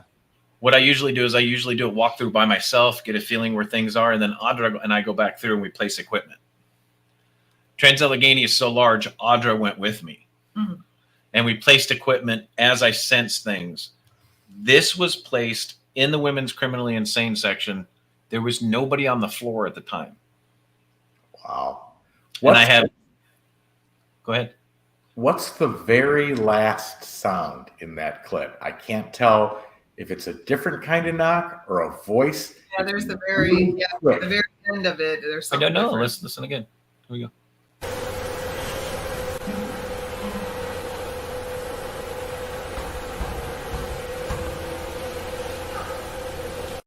Yeah.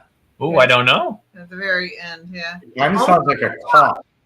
Almost or, like it. or maybe a lock. Yeah. Interesting. Wow. Yeah, there is something there. There is something there. Never noticed that before. But yeah, this was, I have video at the time that this was caught. Absolutely nobody in that section. And this couldn't have been picked up from somebody being in another section. Each section is easily a football field long. Mm-hmm. Wow. So if there was anybody on that section near that recorder at the time, I would have seen him on the video. Right. And for people who maybe not have seen the show before, if you can, please, in brief, explain to people when you say you leave your equipment places. She knows what I'm talking about. Perhaps a brief explanatory thing. Yes. And this was actually a joke on the Trivet Clinic investigation with PPIT we just did a couple weeks ago. I have red buckets and red plastic plates. And these red buckets come from Amazon, and it is actually it's a bucket about giant beer pong, 12 inches tall. It's a giant beer pong set. It does. It comes with a white ball about this big. So in case the place you go to does not have activity, you've got something. They just play beer pong. Yeah. But it only takes one round and then you're done because the beer in those buckets comes. But the reason I do it is when you investigate with other groups, the red bucket signifies that there's equipment there. So people tag themselves. They know where your equipment's at. They don't block it. They don't make too much noise. The groups that we've investigated with, they respect your equipment. The other reason why I do this is at night, my cameras are black. My digital recorders look like this. They're this color, right? You go to a 379,000 square foot pitch black facility and try and find all your equipment when you're ready to break down for the night. Yeah. I know because I count my buckets, I count my plates, how many pieces of equipment I've set out, depending on how many plates I have left, depending on how many. See, I told you guys I'm detailed. Depending on how many buckets I have. So I know exactly in the dark when I see a red bucket, that's my shit. Right. It also tells other people that's your stuff. So when they walk by, they can go, Christoph Allgood. Yeah. Ronald. Yes. But at the end of the night, when everybody else is breaking down going, hey, where was that digital recorder? Oh shit, let's go find it. And it takes them a while. They don't remember exactly where they placed it. I know exactly where my shit's at. And I know when I have all my plates and I have all my buckets that I've gotten all my equipment. Mm-hmm. It really is a good idea, Mary Beth. I agree. I agree too. That's how in tune with when you say situational awareness with him, we're not just talking about the environment with regards to capturing evidence. Like he knows everything that's going on around him. Right. Yeah. And the other problem is that sometimes people leave their equipment in similar places. How easy would it be in a dark location to grab somebody else's equipment? Right. But if it's in his bucket or next to, okay, that's Chris's. Yep. Yeah, it makes breakdown much easier. Yeah. Yeah. He's a little OCD like that too, though. Oh, So That's okay. I can't talk. I'm way OCD, so. is he coming back? Yeah. I think he's playing show and tell. He wants to show you. I knew what he was doing. Yeah. Red buckets. Like a That's ball. a lot of beer. Yeah. That's what I'm saying. Can you imagine playing beer pong with those things? These are my red plates. And the reason I use this is if I have a digital recorder or a camera, I can set it on this lip and gives me an upward angle. So there's a reason other than designating where my shit is I also use it to prop things up. These are my plates. Look at that. Microwavable equipment. That's right. And if I get hungry, no, I'm just kidding. These are my buckets. There it is. I turn them upside down like this. They also have a lip. So I can angle my shit upwards. And at the end of the night, you know how easy that is to find in the dark?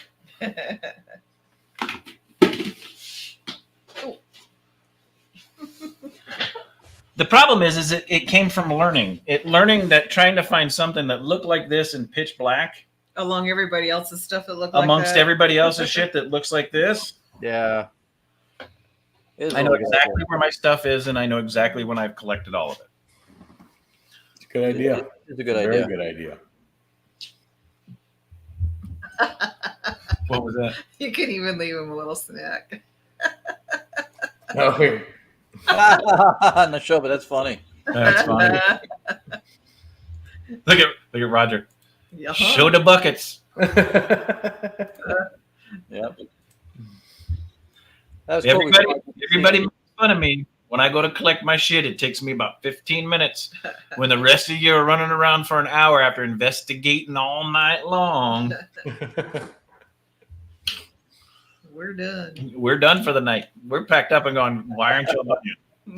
No, what ends up usually happening is we end up going and helping other people find their shit. And and you hear Chris down the hall going, if you just use buckets. Make sure they're different colors. Yeah, make sure they're yellow. Please. Blue, green. It's going to look like a sandcastle making contest. All these upside down buckets. Well, that's the best part. We can take it camping with us to the beach, and it's also a plaything. Multi-purpose. Yes. Well, all right, the next clip I have is from Tombstone. Oh, nice. Audra and I love Tombstone. We were down there at least once every 3 months when we lived in Phoenix. We have a travel trailer. There was a RV park right outside of Tombstone. Cost us $25 a night. I got water. I got cable. I got electricity. I didn't have to rent a hotel room and get bed bugs or wonder what the last person did on the bed that I'm sleeping on. And if the maid actually took the new sheets on and put new sheets on or didn't.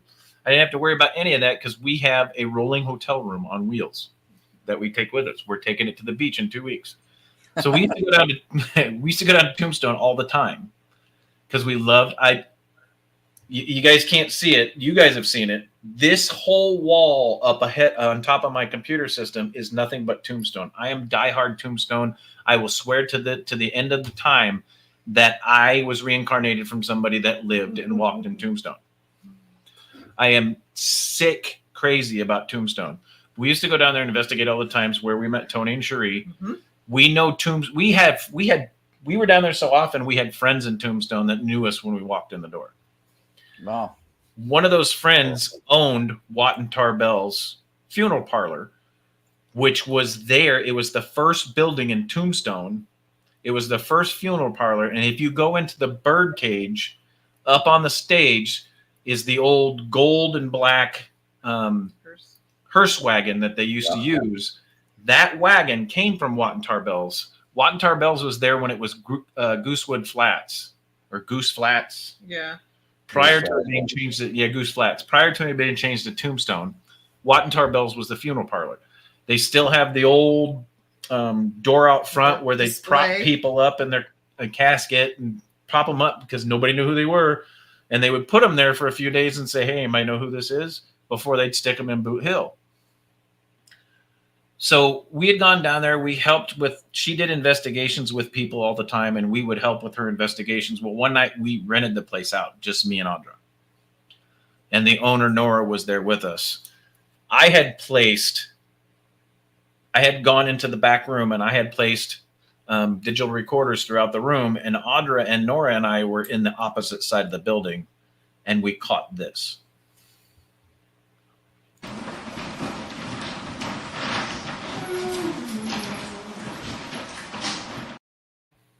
Damn. That is not amplified at all.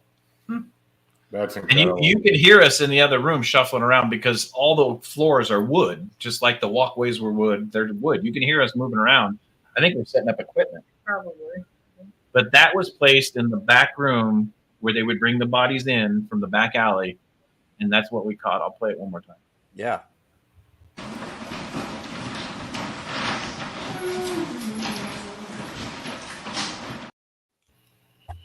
That's got tone. Yeah. Oh, yeah. Full You can tone. hear that it's a female. And I tell you right now, Audra doesn't hum like that. Nope. And Nora does not sound like that at all. Yeah. Wow. So if you ever get down to Tombstone, or you're down there when Tony's down there in a couple weeks or 2 next weeks. week, 2.5 weeks. Watt and Tar Bells is literally 1, 2, 3. The bird cage is here. There's an open space here. There's a building here, and then Watt and Tar Bells is right there. It's right next to. What the fuck is the name of that bar? There's a, I don't know. The bar right next to Watt and Tar Bells. What is the name of that? Not Big Nose Kate. No. On the opposite end of the street.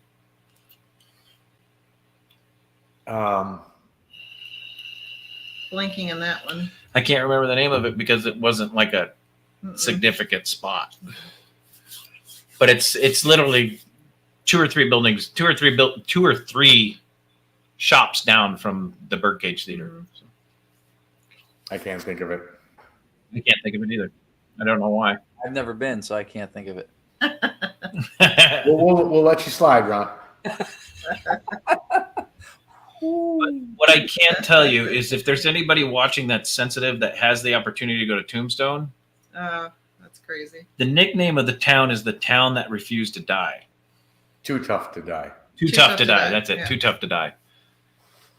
For somebody that has abilities or that's sensitive, that can feel energies and see things and feel things, if you can connect with Allen Street in Tombstone, you will have an experience that you will never forget. That town is the most haunted town I have ever been in. You can literally, if you can connect with the spirits that still are there and don't realize that time has changed, you can literally see in your head the people walking down the boardwalk, the horses going by.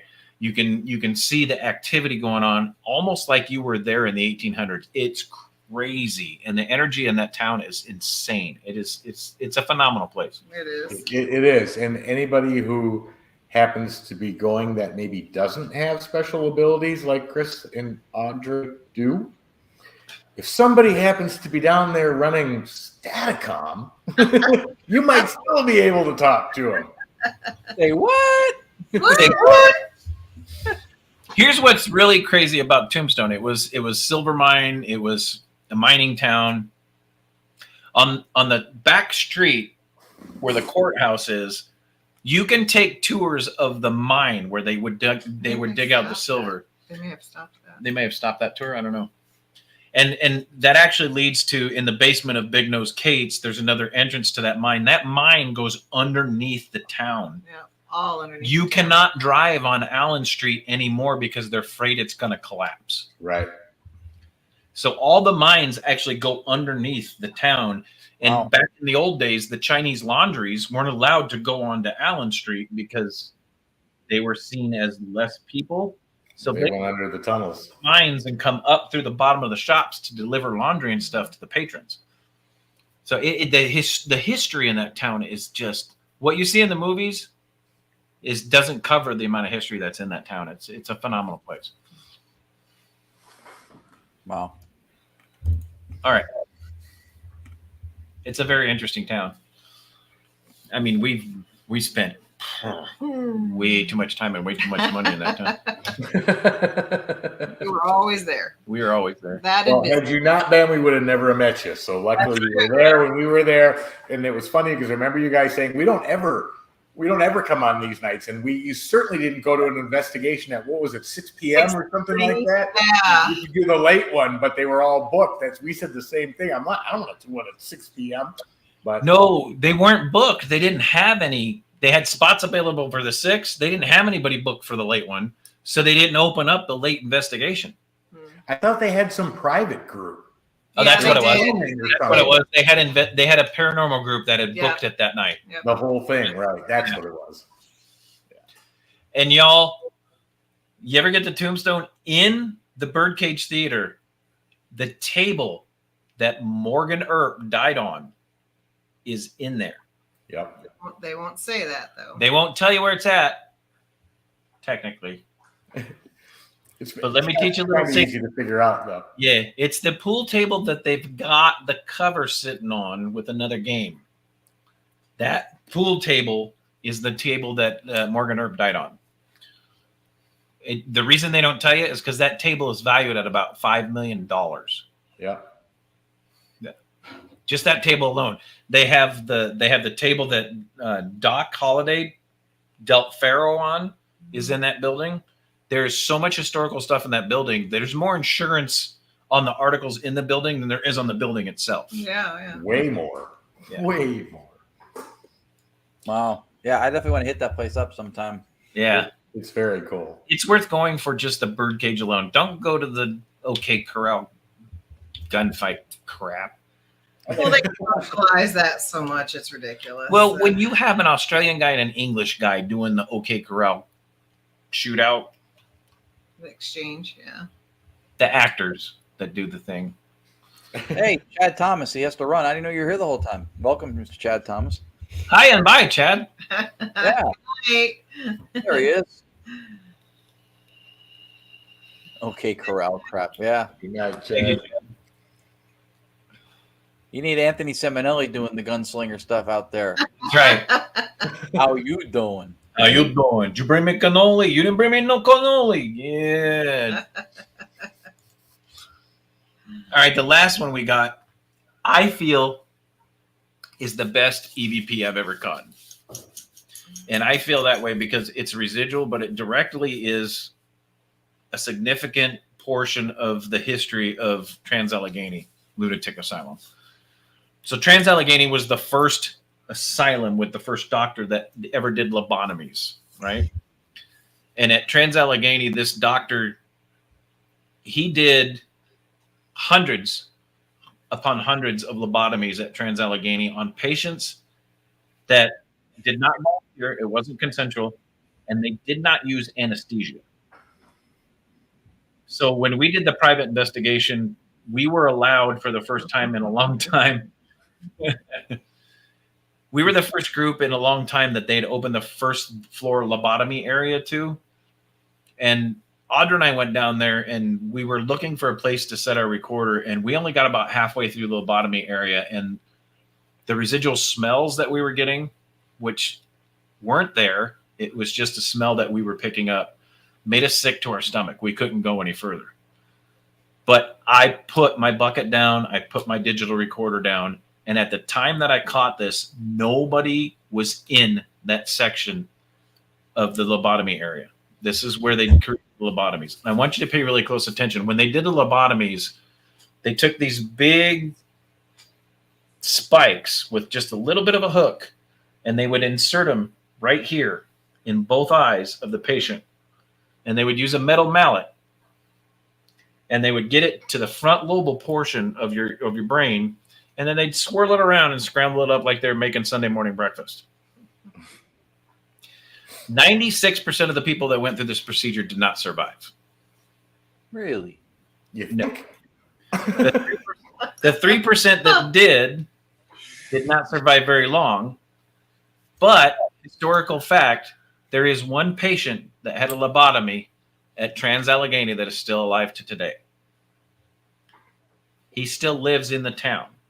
Because when they closed it, when the government said in 1986, this place opened in 1886.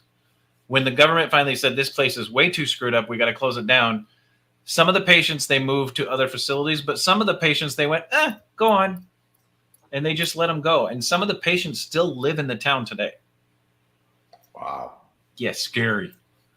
But this is what we caught in that section. Here we go.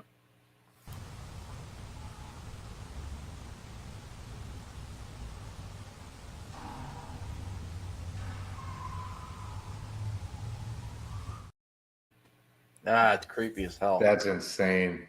Yeah. It makes your stomach cringe, doesn't it? It does, because you can hear the pounding. You can hear the scream of just agony, pain, terror. Well, and if you amplify that recording, that no that you see there, you can hear somebody yelling no. It's very faint, and I didn't amplify it. That's a Class A. I didn't amplify anything. That's what I caught. Wow. But I have an amplified version. I don't know where it's at. Otherwise, I'd pull it up. But in the amplified version, you can actually hear the no. Remember, this is non-consensual, and they did not use anesthesia. I will play it one more time. Yeah.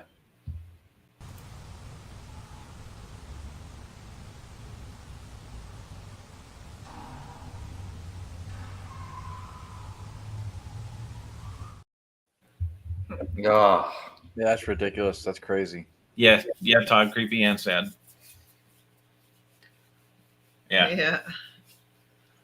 For sure. Chills. Creepy.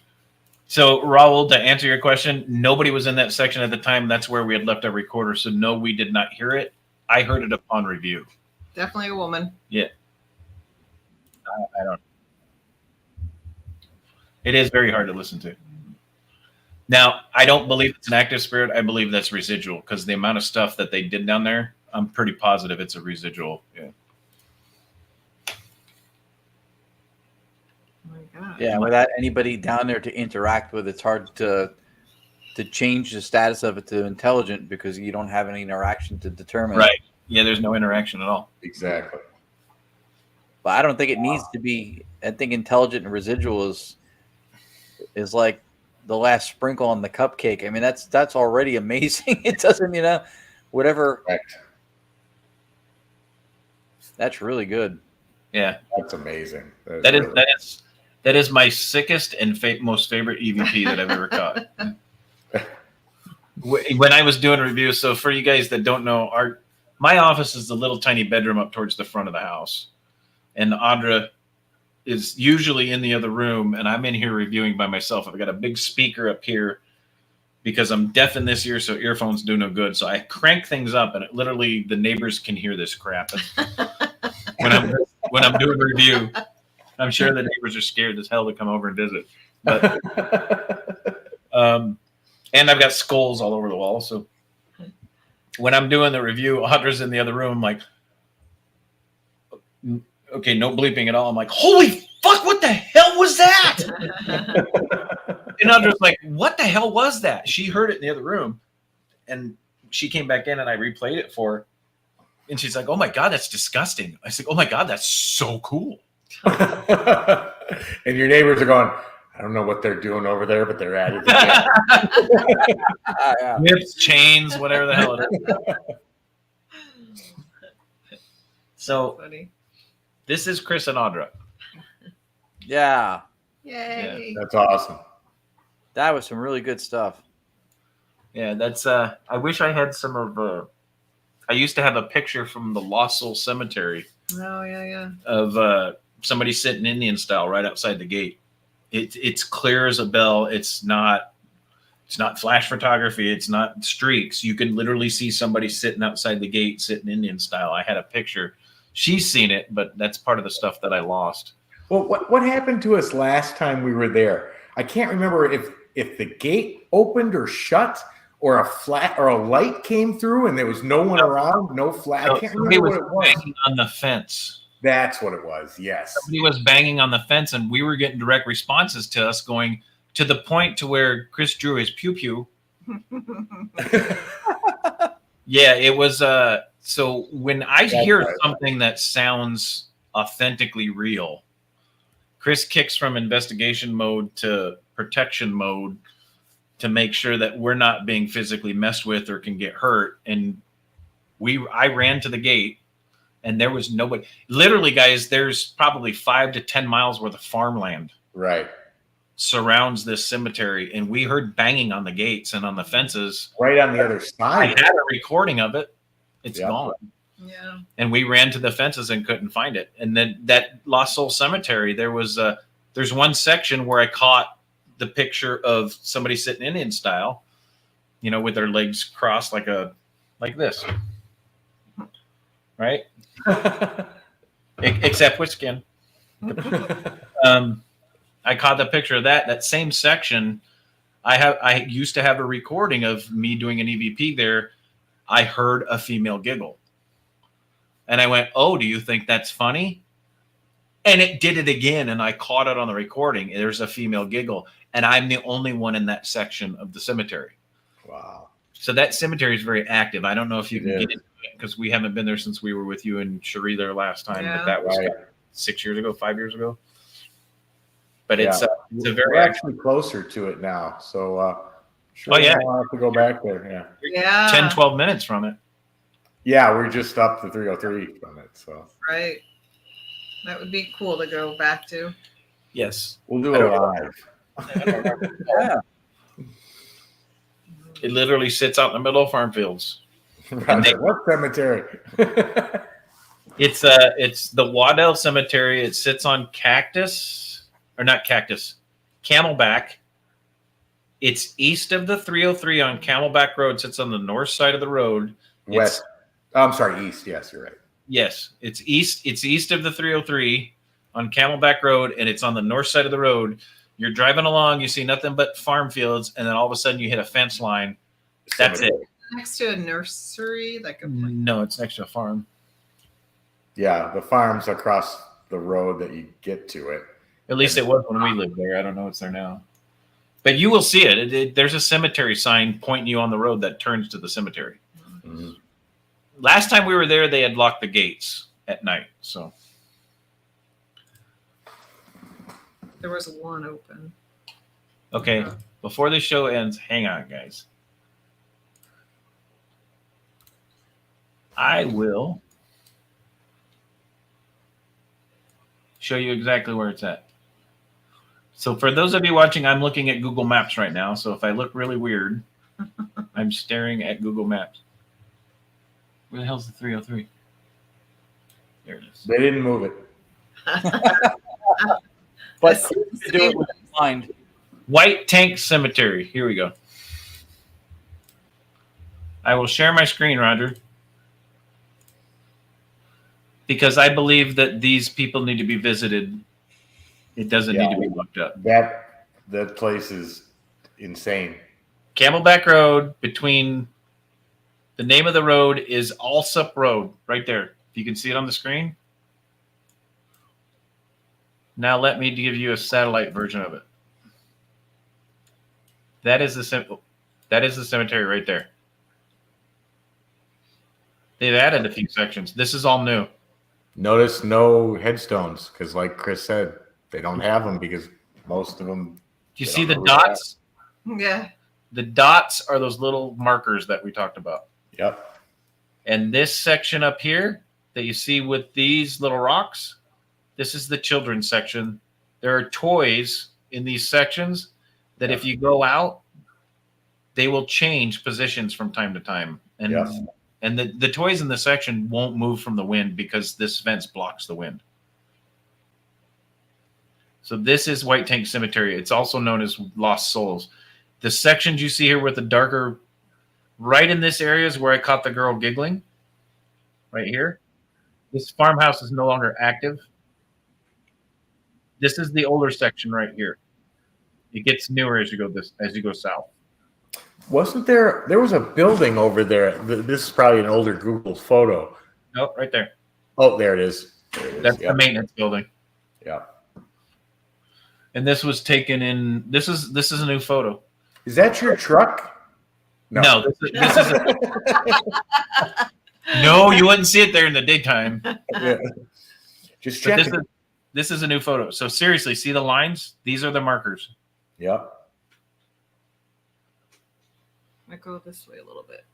But Chris is right. There are just some of the strangest objects on the ground at different burial sites, like wood crosses. Oh, you know what? Audra is right. They added a nursery right here.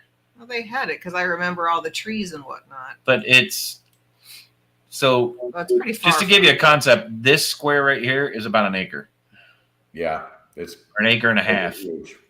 So this is probably 2 acres away. The nursery's about 2 acres away. But the nursery's not active at night, guys.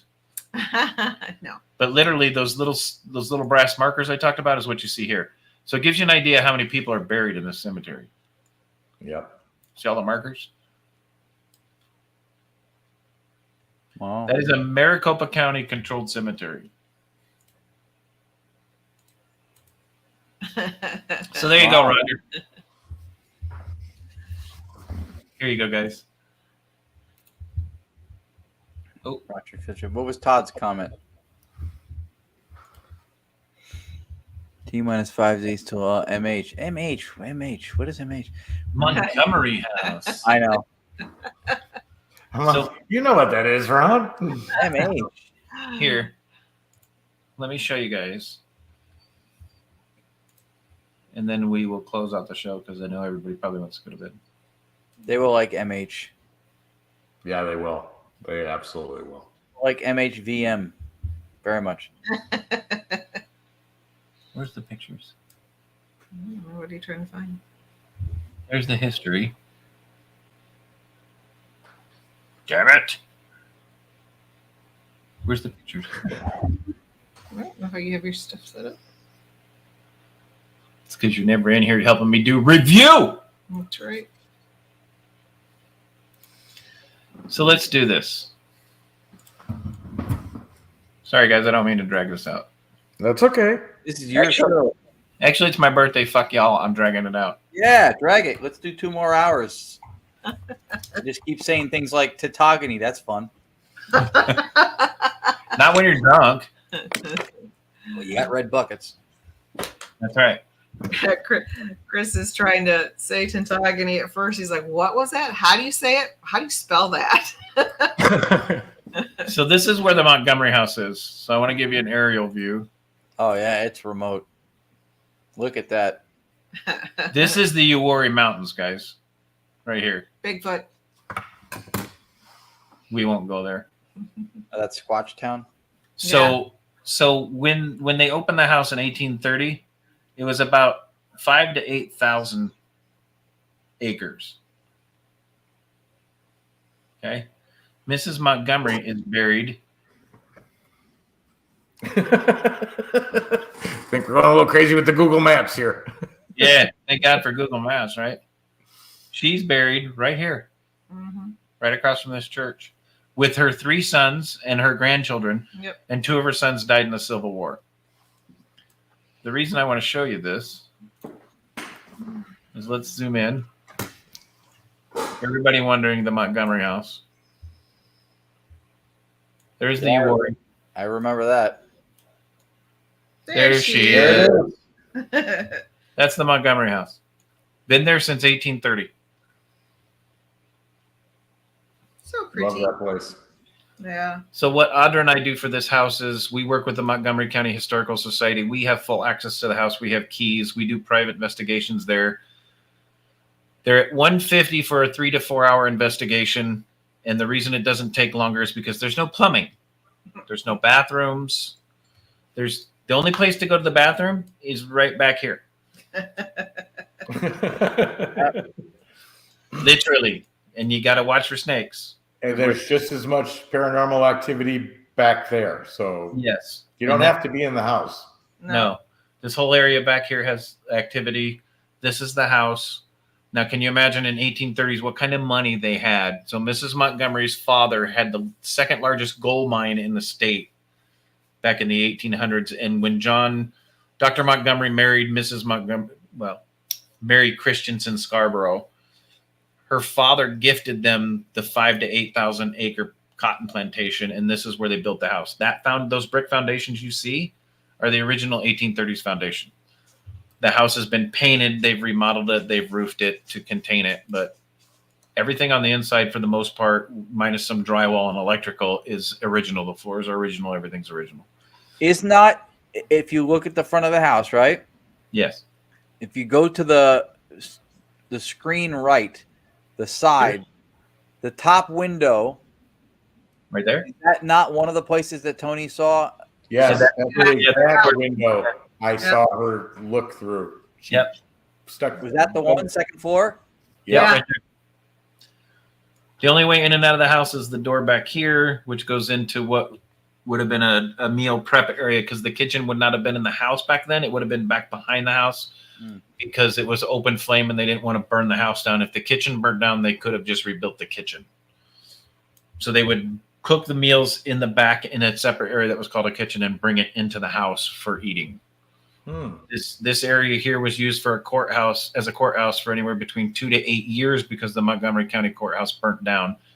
This was the only doctor in Montgomery County at that time, and the closest doctor was Concord, which is by car nowadays is about an hour and 15 minutes away. What are you pointing at? The history of the Montgomery house. It is. So real quick, Dr. John Montgomery was the son of a Revolutionary War veteran, attended medical school in Charleston. Upon completing his education, returned to Montgomery County. It was built by John and Mary in 1830 on 2 to 8,000 acre working farm, given to John and Mary as a wedding present from Mary's father. John Christian was married to the infamous Mary Scarborough. Okay.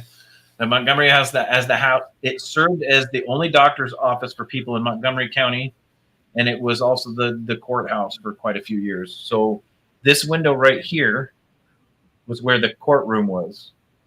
And there is rumors, we have not confirmed, that once they were sentenced, if they were sentenced to hang, they were hung somewhere back here. Not confirmed. But Mary grew up within a 5-mile radius and never left that 5-mile radius her entire life. And this is the house she died in. Her wake was held here. Wow. This is the house that we control. I do all the maintenance. Audra does the cleaning in the house. I go out and spray once every 3 or 4 months to make sure that we keep the bugs out, because it is, like I said, there's no insulation or anything like that. We do everything we can.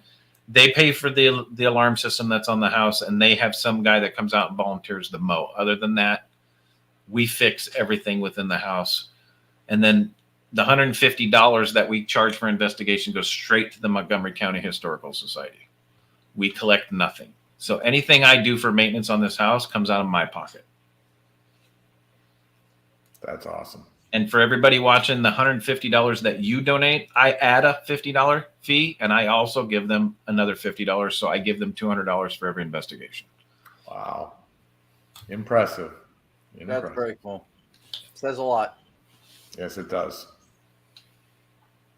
But that is the Montgomery house. For Todd, Carmela, and Raul, if you're watching, that's where you will be on Saturday night. I know. So guess what we're doing next weekend? Yeah. You guys are going to have a story. We are. Yeah. It'll be fun. That's awesome.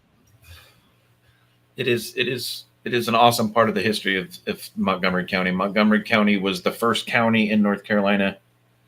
It was signed in as a county in 1779, 3 years after the Declaration of Independence was signed. I love Ron's background. That's awesome. For everybody watching, it's all God. You see, that is, it won't let me move up. What's it? It says move after zooming in. Yeah. Camera's a pain in the ass. That is my office. Todd, Carmela, and Raul will get to see it Saturday. That is my office. Yeah. I can't match it. I have no green screen. I was going to match it. Don't make me knock shit down. I'm going to have to go back and rewatch that. Oh, I can't wait. I'm kidding. That's funny. He went back. That was awesome. That you could not have timed that more perfectly.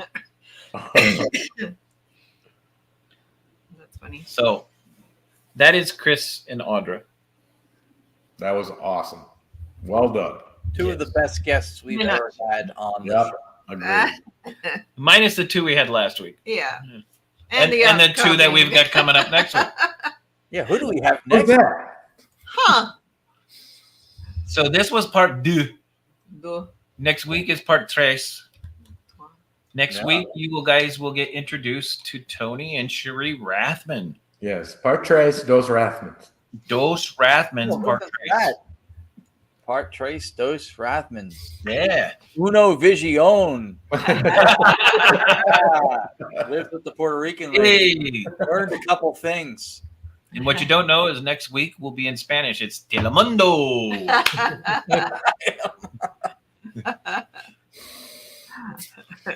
Yeah, somewhere between now and then, I got to dig up everything, and we're in Globe this weekend, so I'm not sure when I'm going to be able to. But I'll get it. I'll get it. Hey, better to be in Globe this weekend than July weekend. Yeah. Oh yeah, yeah. So if you're in the Arizona area or can be, the Globe Paracon is this weekend. That's right. Yep. And you'll get to see Dos Rathmans and Uno de Staticamo. Yep. Yeah, Uno de Staticamo with Dos Rathmans. Yeah, which you do not want to miss out. It should be fun. Our shameless plugs consist of Entity Voices Paranormal Evidence every Monday night on YouTube, Facebook, and the UNX network. Yep. Yeah. That's right. I You wish can we- find us on Southern Entities. You can find us on Entity Voices Paranormal Evidence. You can reach out to us on our Facebook pages, Chris Allgood, Audra Keeler. We are married. She did not change her name. It's a pain in the ass, and that way she doesn't get my money. Oh, I still get your money. Yeah. Damn it. She's not lying. She gets it. All you have to do is change your name. Nope. The funny thing is if she changed her last name to Allgood, her initials would be AKA. Or ALA. ALA. ALA. That's right. ALA. La la la la la la la. Oh, Listen, if that's all you have to do, I'm It's in. too much. no. Look. He's changing Esquire. Not Allgood Esquire. Yaka Allgood. Yeah. That Tony. Funny. You can't change your name to Tony Allgood. My brother already took that one. I'm going to spell this wrong. Uh-oh. Oh. Yeah, Roger liked it. Yeah, no, I've changed my whole background and name and everything. My whole set has been altered since the show started. I've seen it. Oh, screw it. I'm not doing it. What were you going to put? Yavakati. But I'm thinking, okay, wait a minute. How do you... How do you spell it? You just reversed the B and the C. I was afraid to type it. I'm in the dark. I can't see my keyboard, and I'm like, I'll screw this up and make it even worse. So I'm just Tony. I'm just Tony. Just Tony. Just Jack. Oh my God, that's funny. Will and Grace callback. I love Will and Grace. Yeah, Ricotti. So let me teach you guys a little funny. Yeah. In 2003, when I got burned, and I was in the burn unit for 8-9 weeks, the only time I didn't sleep because the amount of medication I was on is when they were putting me in for my scrapings, and I won't get into that. But it was late at night when everything was quiet. I couldn't sleep, so the only channel I could pick up had Will and Grace on. I was on so much medication. I watched Will and Grace every night for 8 weeks. Never realized the premise of the show.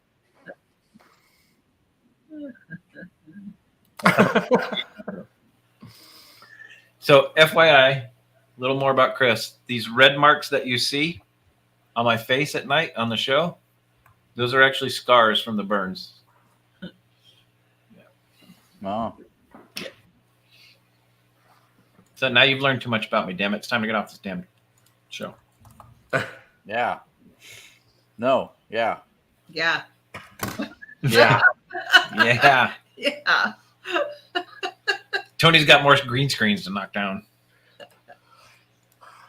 Well, some of it's still knocked down, so I got the green screen to pick up.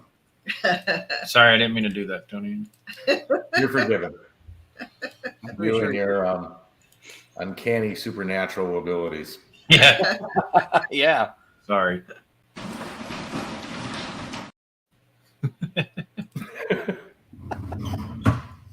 Couldn't help it. That was our old logo, by the way. All right. You guys got anything else to say? I wish we were going to be with you in the Montgomery house again, especially when you have Coco and Raul, Team Coco. That's going to be fun. We'll have an extra air mattress in my office if you guys want to fly down. Come on down.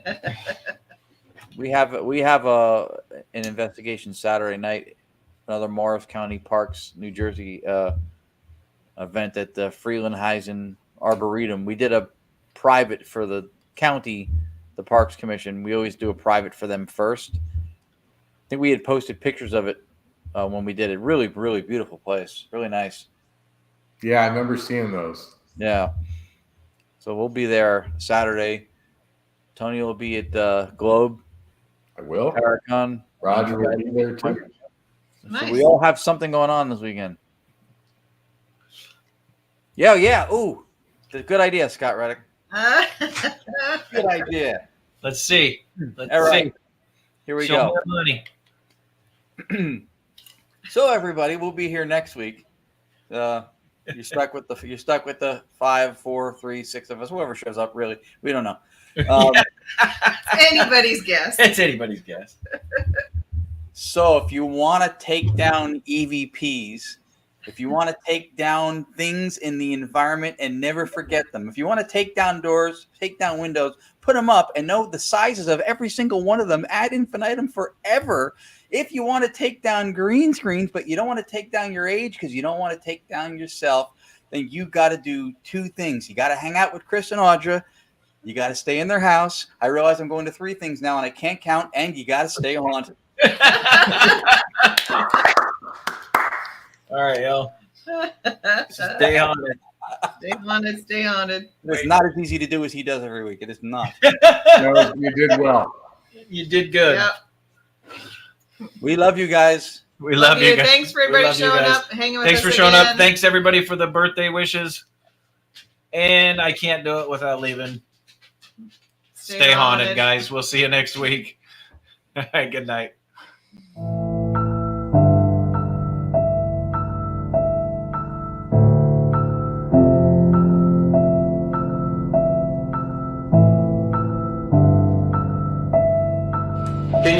Can you give me a name? What's your name?